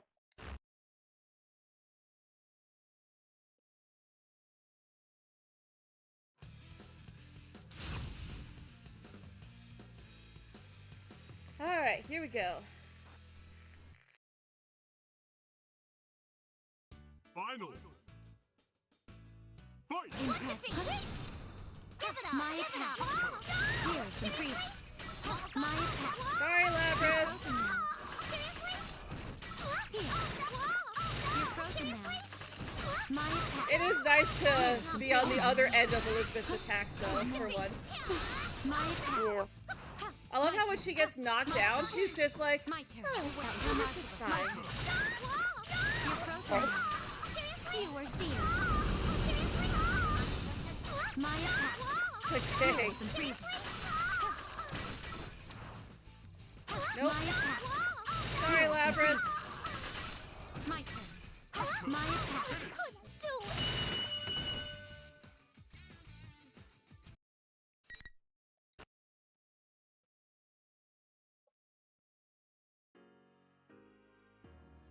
The girl collapses powerlessly. I used a soft touch during the battle. She should have sustained no injuries. Probably.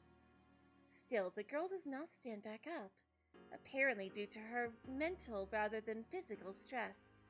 Her own arms and legs have turned metallic, yet in the heat of battle she was able to use those foreign appendages with ease. If she truly thought herself to be human, that would have come as quite the shock. That should be enough. I'm sure you realize now that you are not human. There must have been an important promise that could only be kept in that guise. That must have been your reason for living. Whether it's worth losing that or not, I ask that you give it serious thought. An important promise. My reason for living? To go see your mother and tell her thank you. Her potential will become unlocked through self-reflection. That was how it happened for me as well. Now, it seems the tumult of trials is about to begin. In which case, I bid you good luck. I close the compendium in my hand, and the worn pages rustle as they meet. By the time it shuts, I am already far away from the girl. In my absence, the illusion is again in place, giving her the appearance of a human once more. She may consider what happened to be a daydream, and that is quite all right. My intention was to give her an opportunity to awaken to the truth. What she eventually decides is up to her. But that aside, there's something else on my mind. The girl I fought looked human, but wasn't. It is rare for even one such as I, with an unimaginably long lifespan, to meet someone like her. Yet she is the second such person I have known. Elizabeth, yep. The other was also a guest of mine once. She too resembled a human girl. I can sense her power somewhere here as well. And that is why we had to play episode Igus before getting to Persona 4 Arena, because Elizabeth and Igus talk about knowing each other. And that would be confusing. Very. Most likely, she's here for reasons having to do with the girl I met. So yeah, she could sense Igus here too. What an intriguing event. More so than I had first imagined. Though I came here on a mere whim, this trip may be unexpected fruit. I feel like that's supposed to be bear. May bear unexpected fruit. Perhaps I'll discover something important. My interest piqued even more now, and I decided to go further in. When I do, the bustle of voices reaches my ear. Is that a cheer.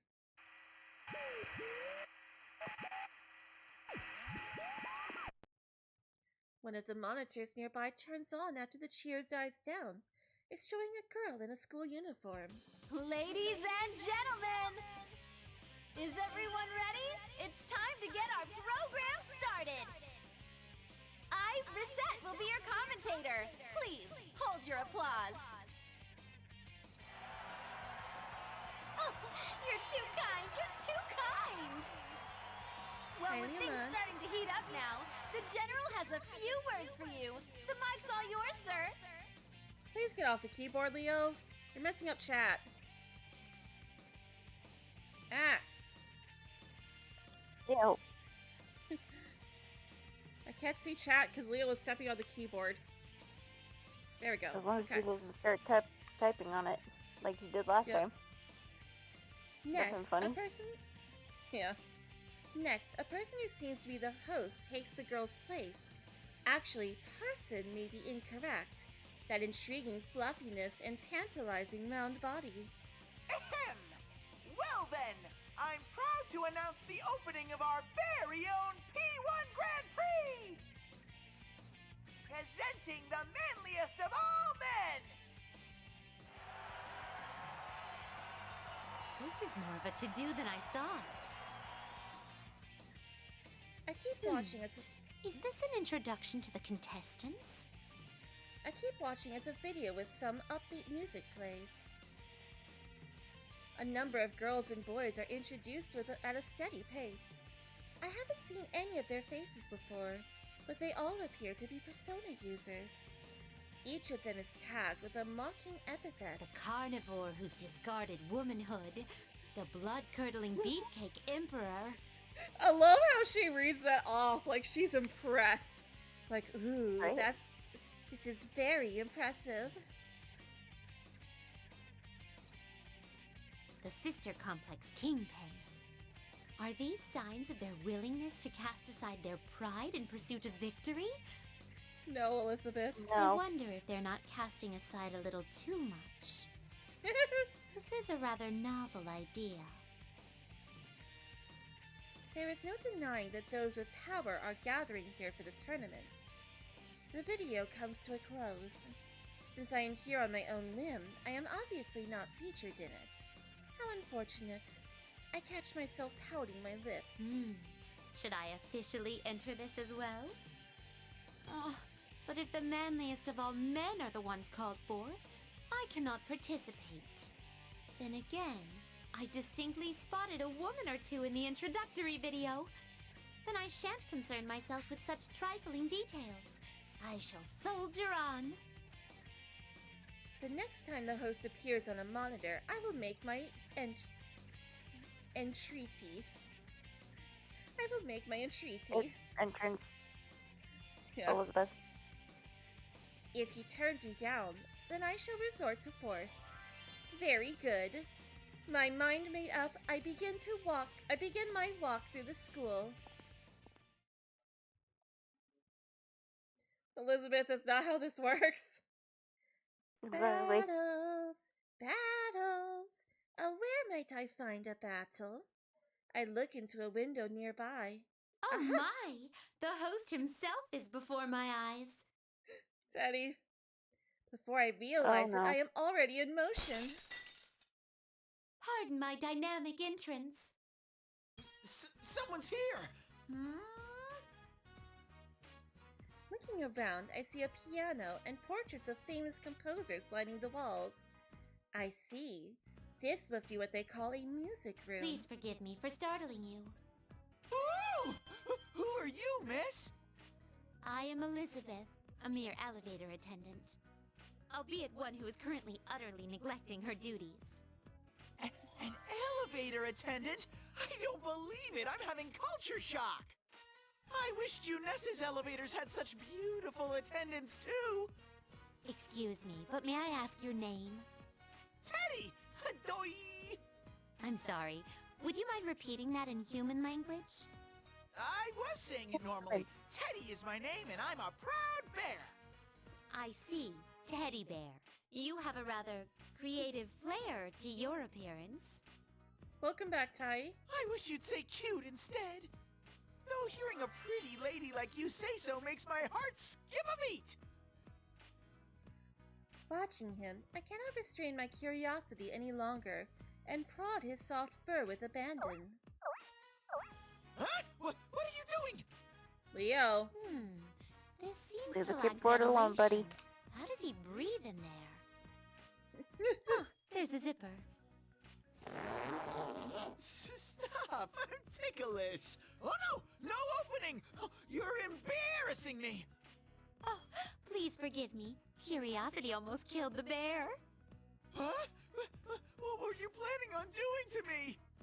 You're even a tougher customer than the kids at the food court, miss. When I step away, Teddy Bear lightly smooths over his fur to try and regain his composure. Oh, I had forgotten what I originally meant to ask because of your fine coat of hair. Teddy Bear, though I am a woman, I wish to partake in this Grand Prix. Huh? I can't help you with that. Oh, but are you not the host shown in the introduction video? It's all a huge misunderstanding. That guy's an imposter. Won't you hear me out? It That's what seems he he is is. faced. Yeah. It seems he is faced with some kind of dilemma. I decide to lend an ear to Teddy Bear. He animatedly describes his circumstances, but his arms and legs are too short to illustrate his point. His mannerisms are so peculiar that understanding is an uphill battle, but in the end, I grasp the basics. I see. So you realized that something was amiss and came wandering in here yourself to investigate. But you fell into the imposter's trap and couldn't do a thing until a moment ago. You have my deepest sympathies. Do I really? Anyways, everyone else is on the contestant list while I get the cold shoulder. Is that so? Then, since we are both outcasts, let us participate of our own accord. Our own? May I request a match from you? That makes no sense at all. What do you mean? Ooh, maybe a hot and heavy struggle with all kinds of clinches and holds. Teddy! Teddy! A one-on-one battle to the extreme. That makes no sense. Wait a second. You look a lot stronger than me, miss. Oh, don't be so modest. No, I'm really not. I'm very sorry, but the deadline for submitting a forfeit notice has expired. You're not sorry at all. There are things I can't do, you know. Oh, but on the other hand, if I can try scoring with you later, I might rethink this. Teddy? Scoring? I do not understand the Going in term, the closet but if sooner that or is your later. stipulation, why, I accept. Oh, you accept? Woohoo! I'm ready to go whenever you are. That is, if you're still alive afterward. Huh? Well then, Oh, no. here goes. Your fate is in the cards.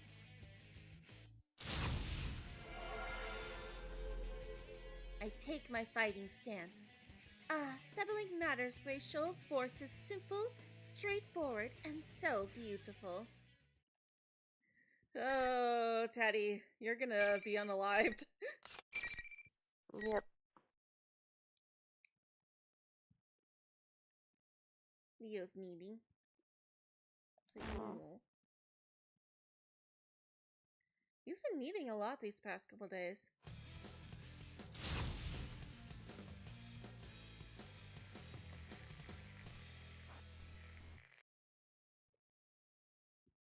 Finally. Alright, here we go.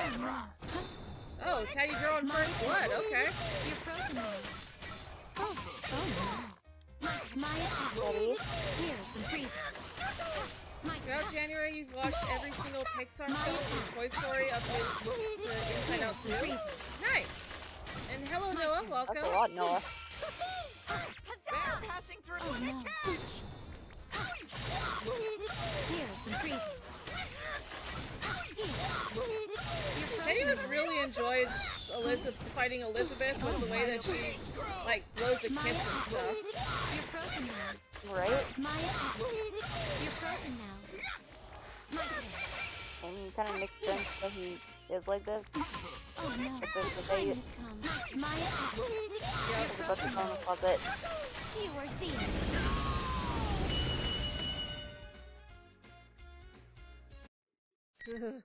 Poor Teddy. The road to dating is steep. Ugh. You feel like a true Pixar fan after completing such an achievement? Yeah? Nice. With an exaggerated groan, Teddy Bear collapses. Or rolls down, to be more precise. Teddy Bear, you truly are an intriguing creature. Hearing this, Teddy Bear springs to his feet. Are you interested in me? Though you aren't human, Teddy? you fight against your fate and wish to be with humans. I have witnessed one other case who bore such a fate in the past. I guess. Huh? You made a choice and decided how you wish to live. That is marvelous, Teddy Bear. Marvelous? Me? Does that mean you're still okay with me trying to score with you? That is not what it means. Oh, good lord. That is not what it means. Teddy Bear loses his balance for some unknown reason and falls over. No! The way you shoot down my attempts reminds me of Yuki-chan. Yuki-chan, is this an acquaintance of yours? Yuki-chan is a very precious friend of mine. You have friends. Actually, everyone who is in that video are my friends. But I can't forgive them for having all the fun. I'll make them buy me a tasty treat for this. I see. May I ask you something? Who would you consider the strongest among your friends? Sensei. Well, Sensei, of course. He's the manliest of all men. Sensei. If I recall correctly, that is the name of a governing class within a school, wielding the power of life and death over its students. Not to that extreme, Elizabeth. Yes, that does indeed Right. sound like the name of a strong warrior. Sensei's our leader. He sounds strong, but he seems to be unconnected to the former guest I am searching for. But as Teddy Bear speaks of his friend called Sensei, he wears a beaming expression. They must be connected with a truly strong bond. Inwardly, I am surprised. Though he is adorable, this teddy bear most likely used to be something similar to a shadow. I am very curious about anyone who could form a bond with such a being. Thinking about it that way makes me interested in him as well. Oh, that was quite helpful. Thank you. Once the tournament's over, you should come hang out at Juness sometime. Juness? Water break. It's a place where Don Yosuke and I work. It's huge. You can eat food there, and they have candy, toys, and sexy bikinis too. Teddy. Teddy. What a paradise on Earth! It seems there is still much I do not know about in your world. Hello. Well then, Hey, if Dad. you'll excuse me, I must get going now. Be Been a while. careful! I bow politely. Teddy Bear waves back with a big smile.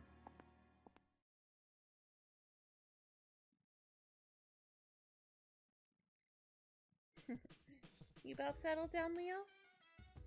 He's like, no, I'm still needing. Now, though I decided to participate on my own, how should I proceed from here? I don't have a good understanding of this building's layout after all. I tried going in and out of the building to test various paths, but I don't get anywhere. It may have come to this. I rear back my head and inhale as deeply as I can. And then... Bring out the next opponent! No one heeded my call. I suppose repeating that line isn't enough. My shoulders sag slightly and I concentrate on the area nearby. I sense an unexpected presence. Aha! There is someone closer by than I had expected. What a reunion this will be! I'm starting to feel tingly. By reunion, she means it's I guess. Yep. There is no need for me to keep searching for an opponent, since one is already nearby. I trace the presence and proceed down the hallway. When I reach what appears to be an entryway, I can hear what sounds like voices quarreling.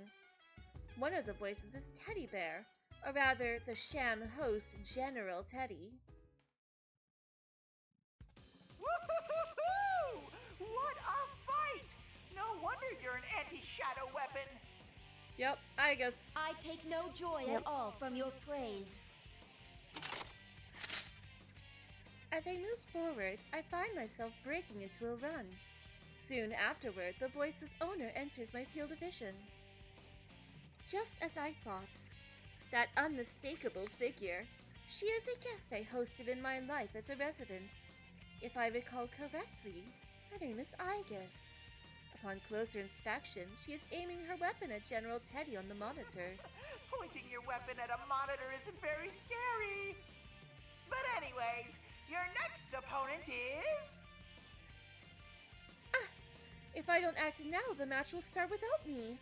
I must prevent General Teddy from speaking for the time being, until my business is completed. Again, before I realize it, I am already in motion. Oh no! Pardon my bold entrance. Huh? Oh, the monitor's completely shattered. Who would do such a thing? You? A strange intruder has shown up. Oh my. I thought we were having a touching reunion. How unfortunate that you would refer to me as a strange intruder. A reunion? I don't recall ever meeting anyone so odd. I guess. She who governs power. Does that ring any bells for you? Huh? Wait. Are you the one I met in that blue room then? Your entrance just now was very different from how I remembered your behavior, so I didn't recognize you. But you're... Iridine's son. I guess. No. Elixir? Erengi? I think this is meant to be because the name Elizabeth is Western. So it's very foreign sounding to people in Japan. In any case, I never dreamed that I'd meet you here. That goes for myself as well. It's been a long time since I saw you. But why are you here? What about your duties of governing power? I am currently in gross abandonment of my duties. That was a very straightforward answer. Considering the circumstances here, I'd like to test your strength as well. I excitedly flipped through the pages of the compendium. Please, wait a moment. Does that mean you wish to fight me? From what I've heard, in certain cultures in your world, one lets one's fists do the talking. Perhaps you could think of it as a sporty, modern, and extreme way of greeting one another. I don't understand at all. You seem to have become strong beyond all recognition. I'd like to see your power for myself, to broaden my horizons. Will you grant my shameless request? I still don't understand.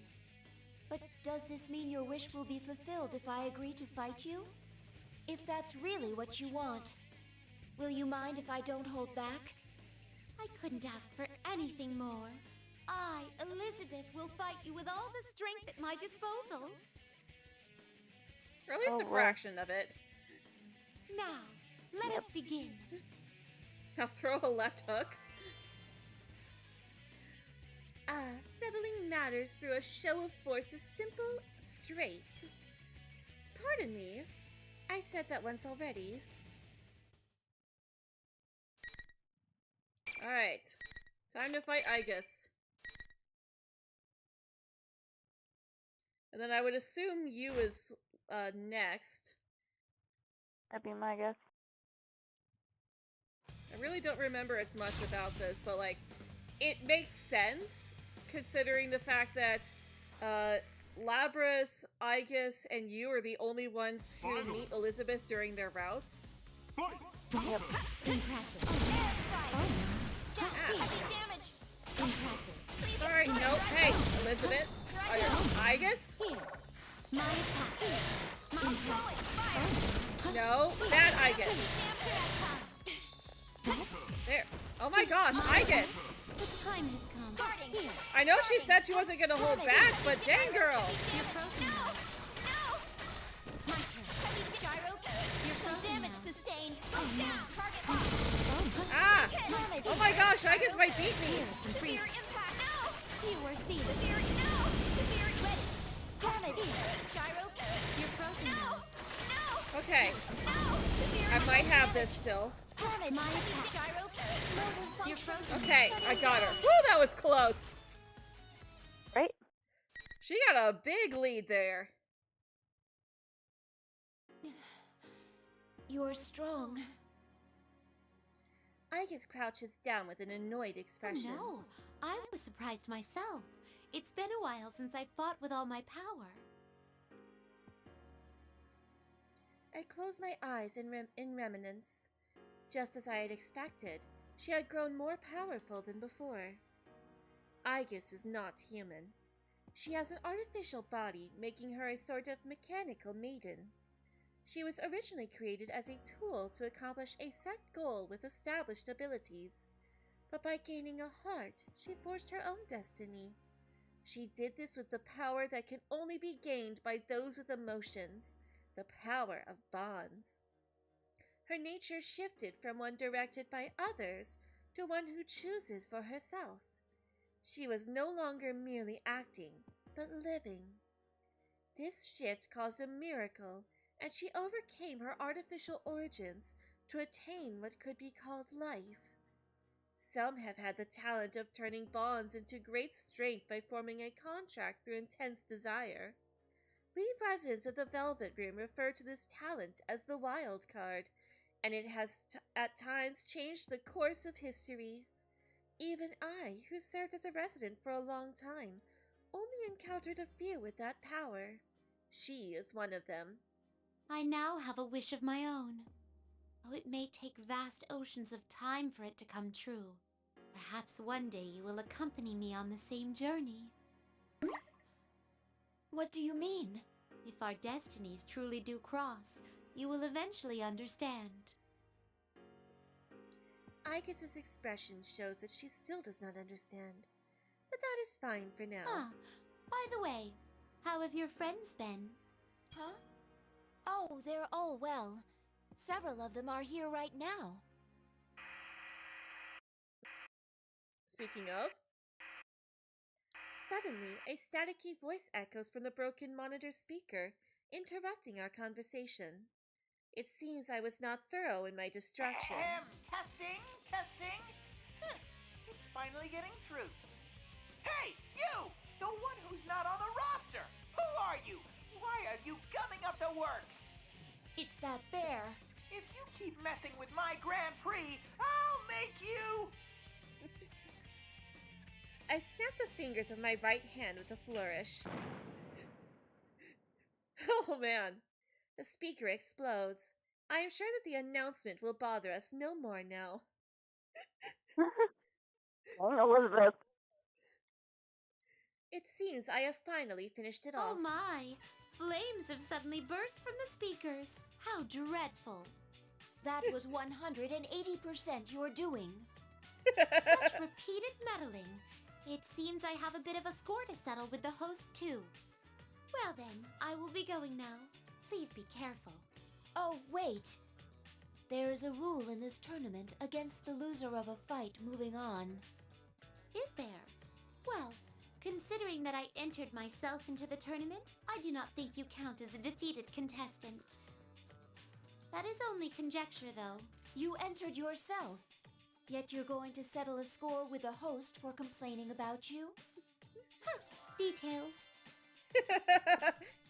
Details. I smile cheerfully in return and leave the area.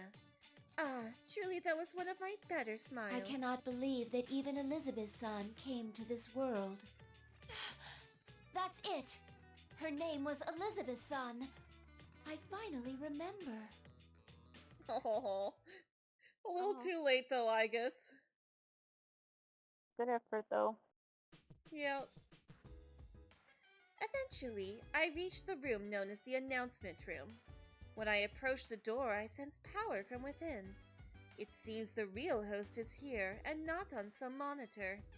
I haven't encountered that persona user known as Sensei yet, but thinking about it, I would expect him to win his matches until reaching here. It may be easier to wait than to search aimlessly for him. Upon closer inspection, the door is slightly open. There are people inside. I sense 2. No, 3 people. I cautiously sneak up to the door and peek inside. What a shame. You gave it a try, but there's no way anyone would understand you.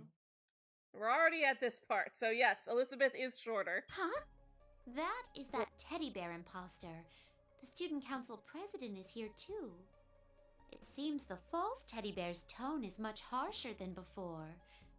Has he been meeting with difficulties lately? When I look again at what's going on inside the room, a sinister aura swirls around General Teddy. A surprising transformation occurs. His silhouette reforms into a shapeless lump, which resolves into the figure of the student council president girl. I am the shadow, the true self. Goodness, that false teddy bear was actually the girl's shadow.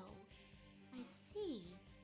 It's true that suffering to this degree could cause a shadow to go berserk and affect its surroundings. The girl's true appearance has already been exposed. It seems she finally was able to face her original nature. Surprisingly, the enemy forcing the illusion upon her was her other self. I'm glad that she has awakened to her true self, but this is a shocking and drastic turn of events. At least one of them has to understand how I feel. Isn't that what you thought? The important part is that it's all your fault. That's not true. You want the everyday boys and girls to experience what you had to go through. You want to see close friends fight for their lives against each other. Because if they do that, then they might understand. You want to make them understand. That ain't true! It's alright though. You don't have to worry about that anymore. I'll take care of everything from here. I'll destroy anyone who doesn't understand you and comes to get in your way. Just like you once did. Please stop! That's all a lie! You're not me! Oh, Lapras. Finally! You finally said it! I'm finally free! And the cutscene again. Yep. Skip. The shadow has gone berserk. At this point, it can no longer be stopped solely by the original person. Worse, the shadow has no more reason to keep its host alive. If this continues... But a third person storms into the scene just as I'm about to intervene. Lapras! You! It is a Hi, young you. man in a school uniform. For a moment, I am utterly captivated. What powerful fire he has in his eyes. On a second look, I recognize his face from the video. As I recall, his name was Kingpin Yu. No, that's not right. Sister Complex Yu? No, that sounds even further from his actual name. Narukami. That's right, it's Yu Narukami. I won't let you hurt her anymore. If you're gonna keep rampaging, I'll fight you. Fine! Then you'll be the first to die! Unalive! The shadow's attack hurtles toward the young man. But he does not flinch and takes a fighting stance after smoothly evading it. Seeing his heightened determination, I detect a distinct presence about him. That young man is a persona user too. And that's not all. The sensation is similar to when I encountered Aigis. Could his powers be? There's no doubt about it. It's the same as hers. He too is a persona user whose awakened talent is that of the wild card. The shadow launches its next attack at the young man. The battle axe it brandishes is a cluster of steel as long as she is tall. If he truly can wield those powers, he may be able to stop such an attack, but it is not a sure thing. This opportunity cannot be missed. This time, I entered the room and stepped between the two. What? Pardon me as I interrupt this scene. Who are you? Elizabeth? You! How? I set up walls so you couldn't pass through. How did you get here? So you couldn't pass through? What is it referring to? Oh, Could it be those invisible walls I bumped into from time to time? I suppose thinking back, I did run afoul of such things along the way. But a little push was all it took to pass through them, so I barely paid them any heed. Such parlor tricks can get stuffed.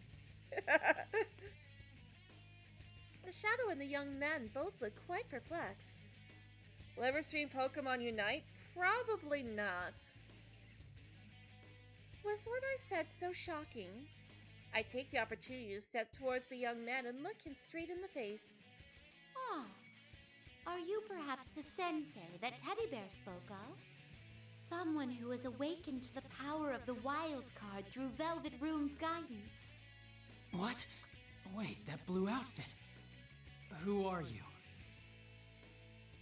I flash him a smile and turn my gaze towards the girl clasped nearby.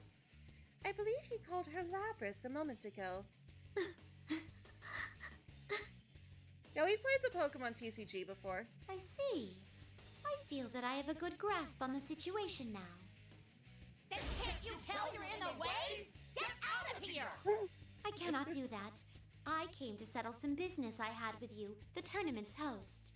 What business? To be blunt. What business was it? How the hell should I know? That was harsh. It turns out that I do not care about such trifling details after all. My apologies. Please forget my mention of business. Actually, my search for a certain individual has unexpectedly concluded, so we're done here. Who said we're done? That's it! I'll kill you where Unalive. you stand! I wouldn't recommend it. If I may be so boastful, it would be a battle you stand no chance of winning. What? My words must have been so Elizabeth does have points. Yeah. My words must have been so humiliating that the Shadow's face flushes red and it gropes for words. Gasps for words, Elizabeth. I ignore it in order to speak to the young man. It's nice meeting you, by the way. I am Elizabeth. Would it ring a bell if I mentioned that I am the one who governs power? You mean like Margaret? Oh, do you know my older sister? I see, no wonder. Stop ignoring me, bitch! Biscuit! Dang it! Oh, she is mad. I shield the young man behind me. Blame her, but geez. Yeah. I shield the young man behind me and turn towards the Shadow. Please wait a moment. I must ask the one over there to leave this place before we resume. It's you who's going to leave! I was sure that I gave the proper warnings earlier. So it goes. Your fate is in the cards.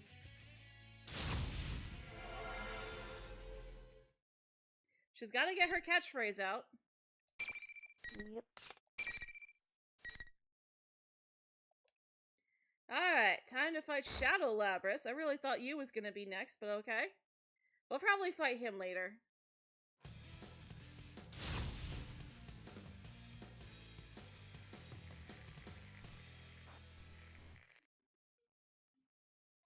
Finally. Fight! My attack's not. And since this is the last route that gets unlocked, I would assume that I don't think there's a break.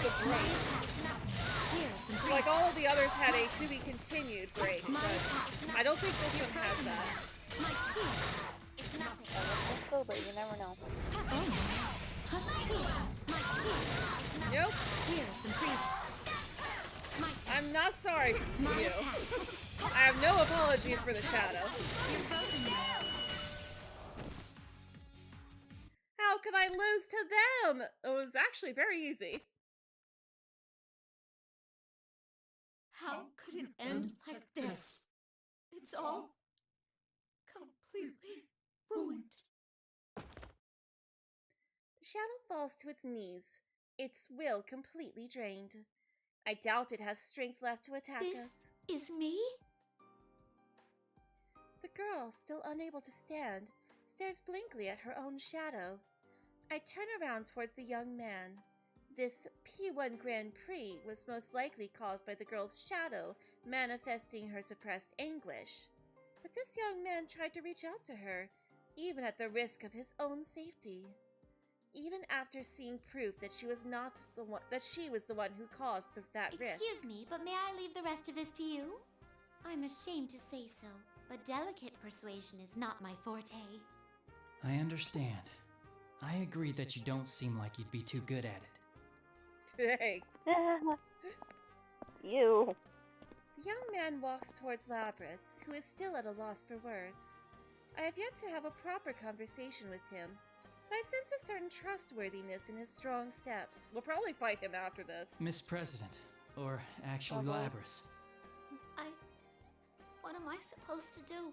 What difference does it make if I accept this? In the end, no one's gonna understand me anyway, right? It's true that others won't be able to easily understand your pain. But are you gonna give up after just one try at showing them? One victory or loss doesn't matter. What matters is that you don't give up. That's what I think. I shouldn't give up? No, you can do this. You're not alone anymore. Labras' eyes widen as if she's realizing the brightness of the scenery before her. The young man waits patiently for his words to sink in. After some time, Labras finally stands up and looks towards me. Hey, is this what you were talking about before? I am also not human, but who you are is for you to decide. That is the power of potential that everyone holds.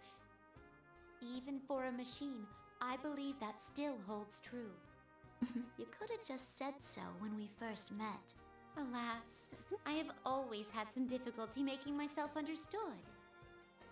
Come on now, you should go to her. Labras faces her shadow once more at the urging of the young man.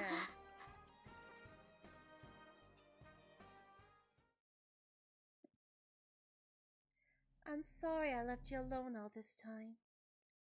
You all me after all. Congratulations! Yeah, you did well. Thanks. There's no need to thank us. It was all you. Seeing Labras smile, I can't help but grin as well. But her relief only lasts for a moment before the strength drains from her body and she stumbles. Labras! The young man hastily catches There's her. no need to worry. She must have reached the limits of her stamina. He props the unconscious Labras down against the wall. The strength that binds hearts together. No matter how many times I witness it, its beauty never fades. May I borrow some of your time?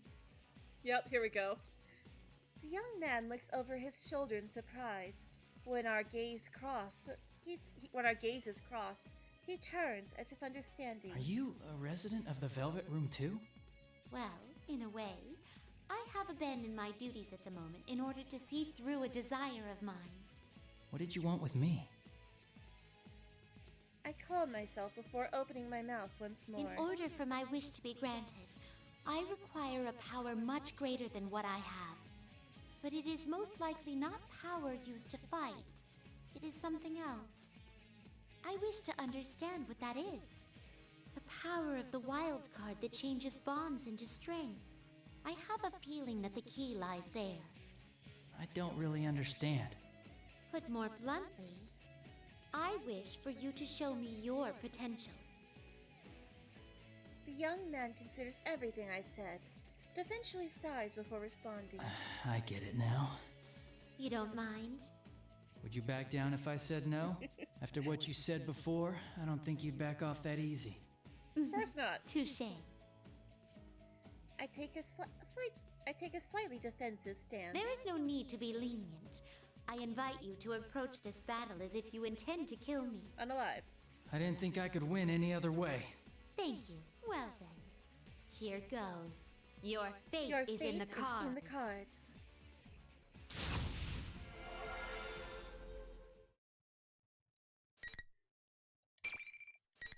Like, almost immediately after the Labrys battle, we get another battle. Right.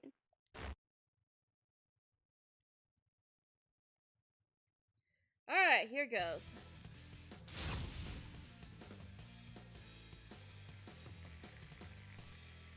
Sister Complex Kingpin of Steel, you never coming! Oh, also, I'm noticing it's a yellow background instead of a red background. They've got the wrong stage. This needs to be the post-Shadow Labrys stage. My turn. My turn. Here is some freezing. My turn. But it should still be red back there. Oh no. My attack. You're frozen now. My turn. Alright. My attack. We've almost finished it. Here is some freezing. Poor you doesn't stand a chance. Doesn't surprise me.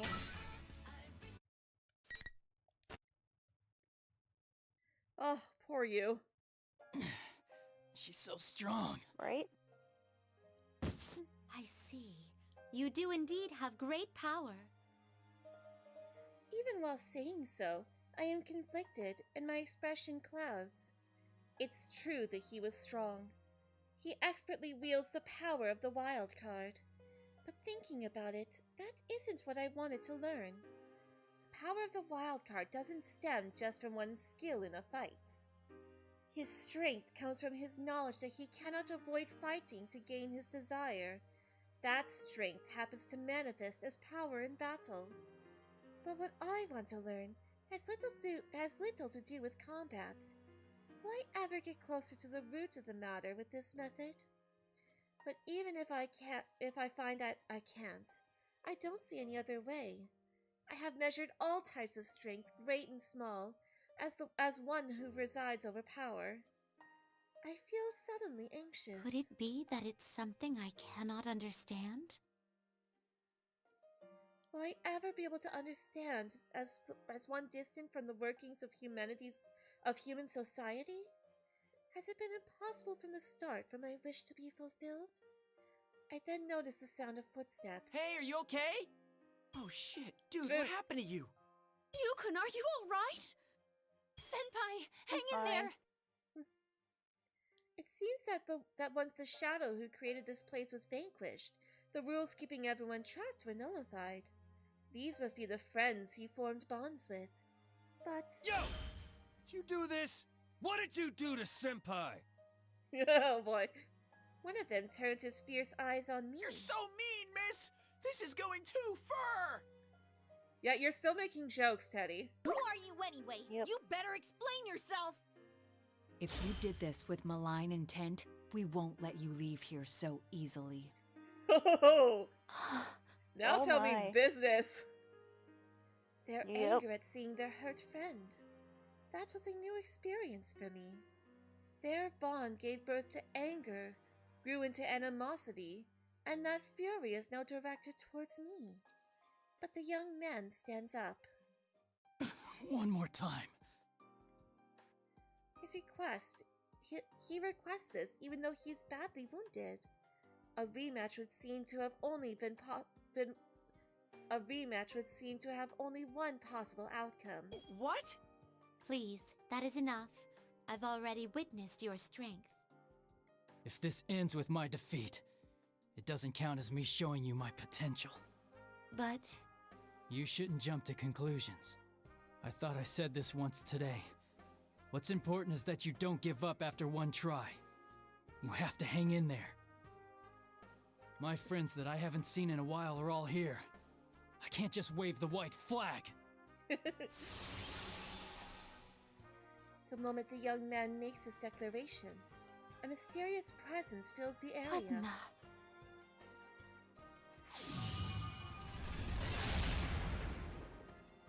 The presence surges with power and creates a whirlpool of lights around him. Within that light, the young man's determination and drive instantly rekindle. What is that power? Is it the power of is it the wild card he holds? I then notice that the young man's friends are standing behind him in support, all of them fixing their gazes on me as I stand perplexed. The bond that they share in their very core is echoed in their eyes. I suddenly feel as if I am confronting a fearsome giant. I cannot believe I am seeing this. I find myself starting to back off. My footsteps are unsteady as I go. A small dip in the floor behind me, no larger than a fingernail, throws me off balance. Surely I'm about to fall, but then unseen arms catch me. Are you all right? You're... In contrast to my utter bewilderment, she wears a calm smile. When I turn back to the young man, the surge of power has already dissipated. I catch myself sighing in relief.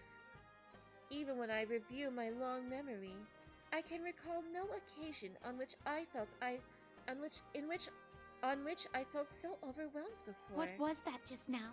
Do you happen to know what this power is? I do not know the specifics, but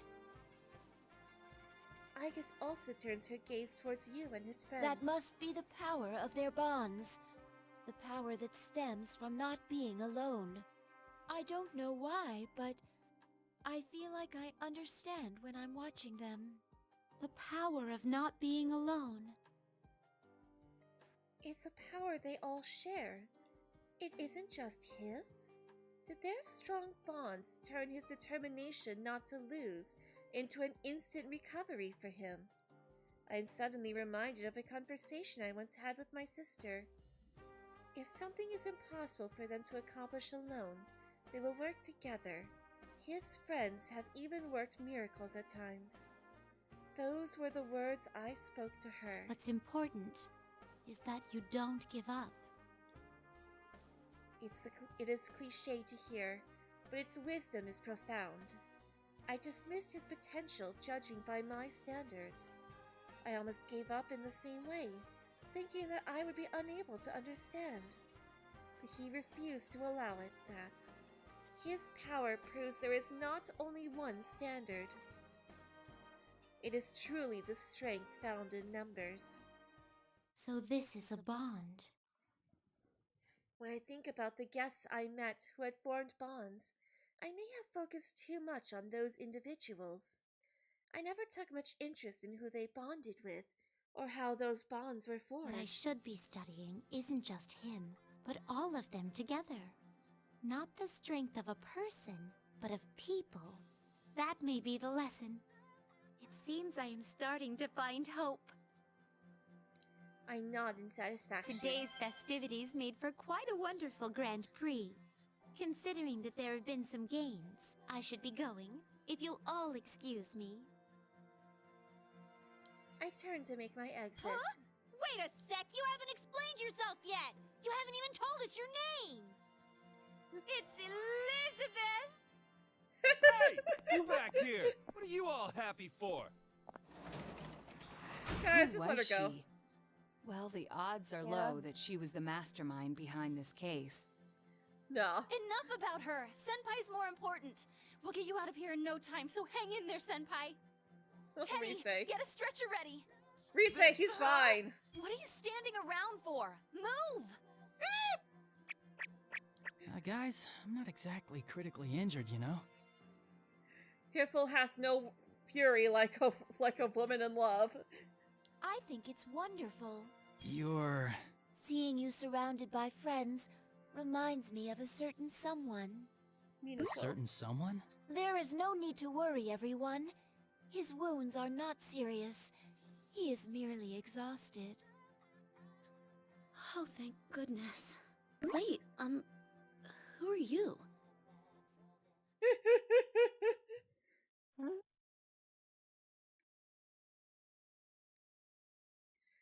I could have left by a shorter route, but I returned to the school's front gate and looked back at the school. The faces of the people I parted with a moment ago are called to mind. Amongst them is that young man's face. I only faced him briefly, yet I recall him with surprising vividness. I'm sure that he will continue to increase his strength of heart. It is a given with so many friends. I am a little bit envious.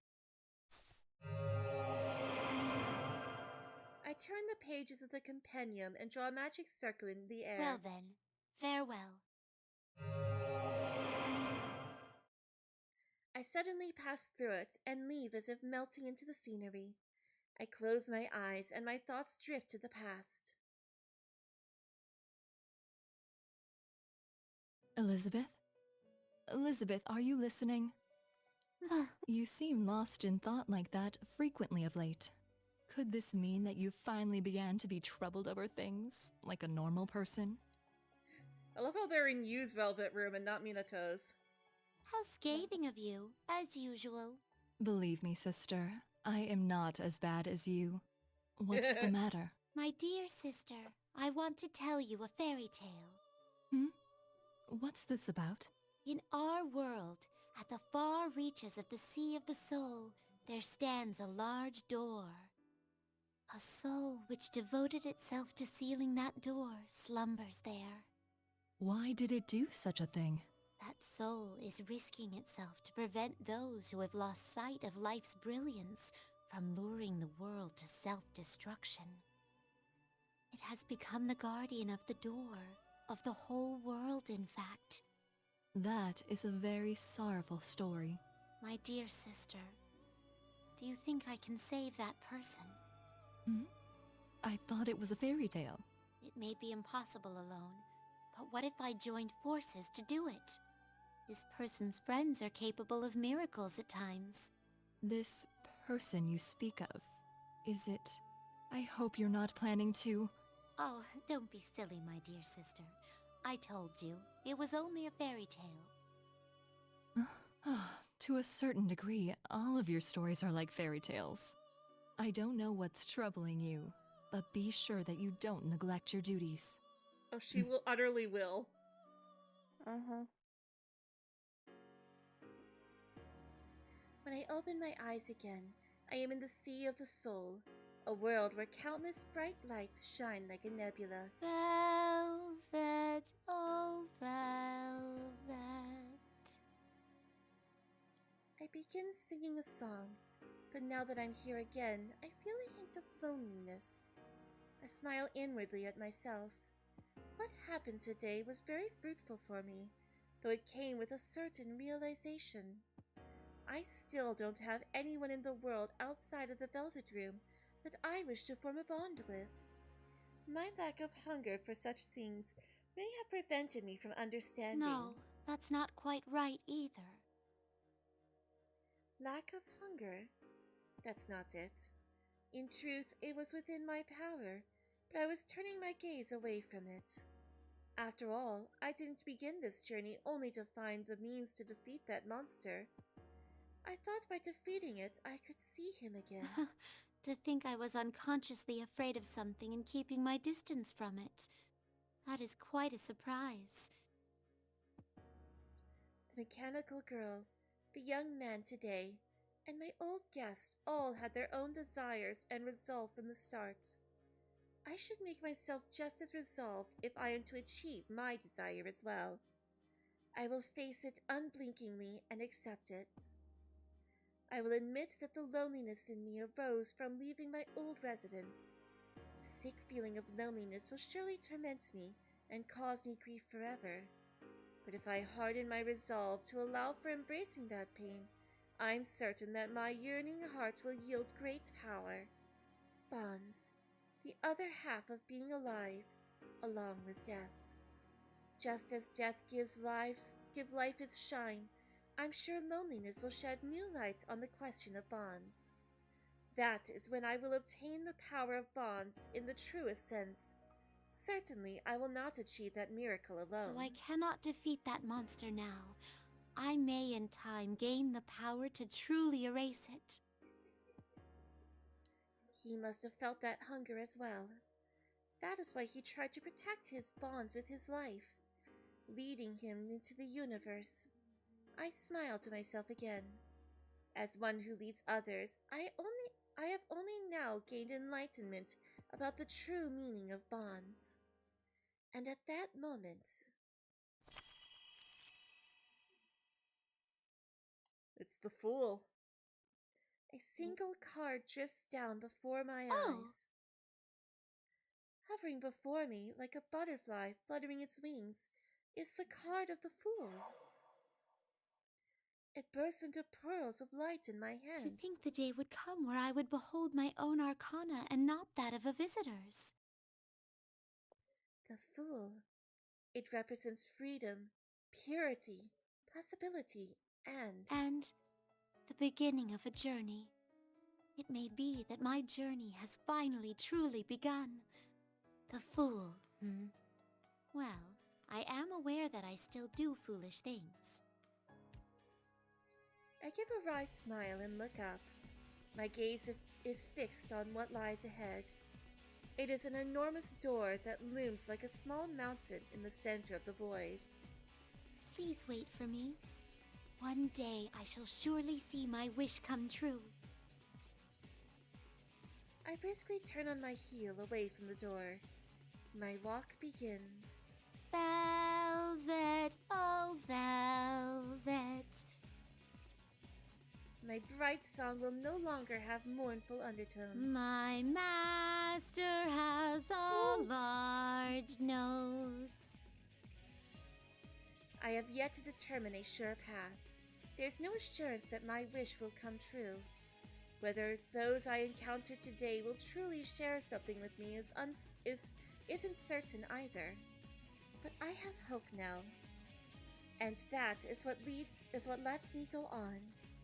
This time, I can lead towards the future I desire without losing my way.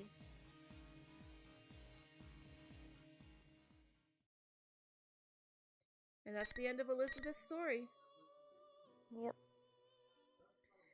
Alright, I think that's probably a good spot to go ahead and wrap up. I think I'm gonna do a poll for a memberships poll to vote on if we should complete the rest of the final endings, if we should only do like some of them and like allow people to vote again for which ones we'll do, or if we should move on to the story of Ultimax, which is over here.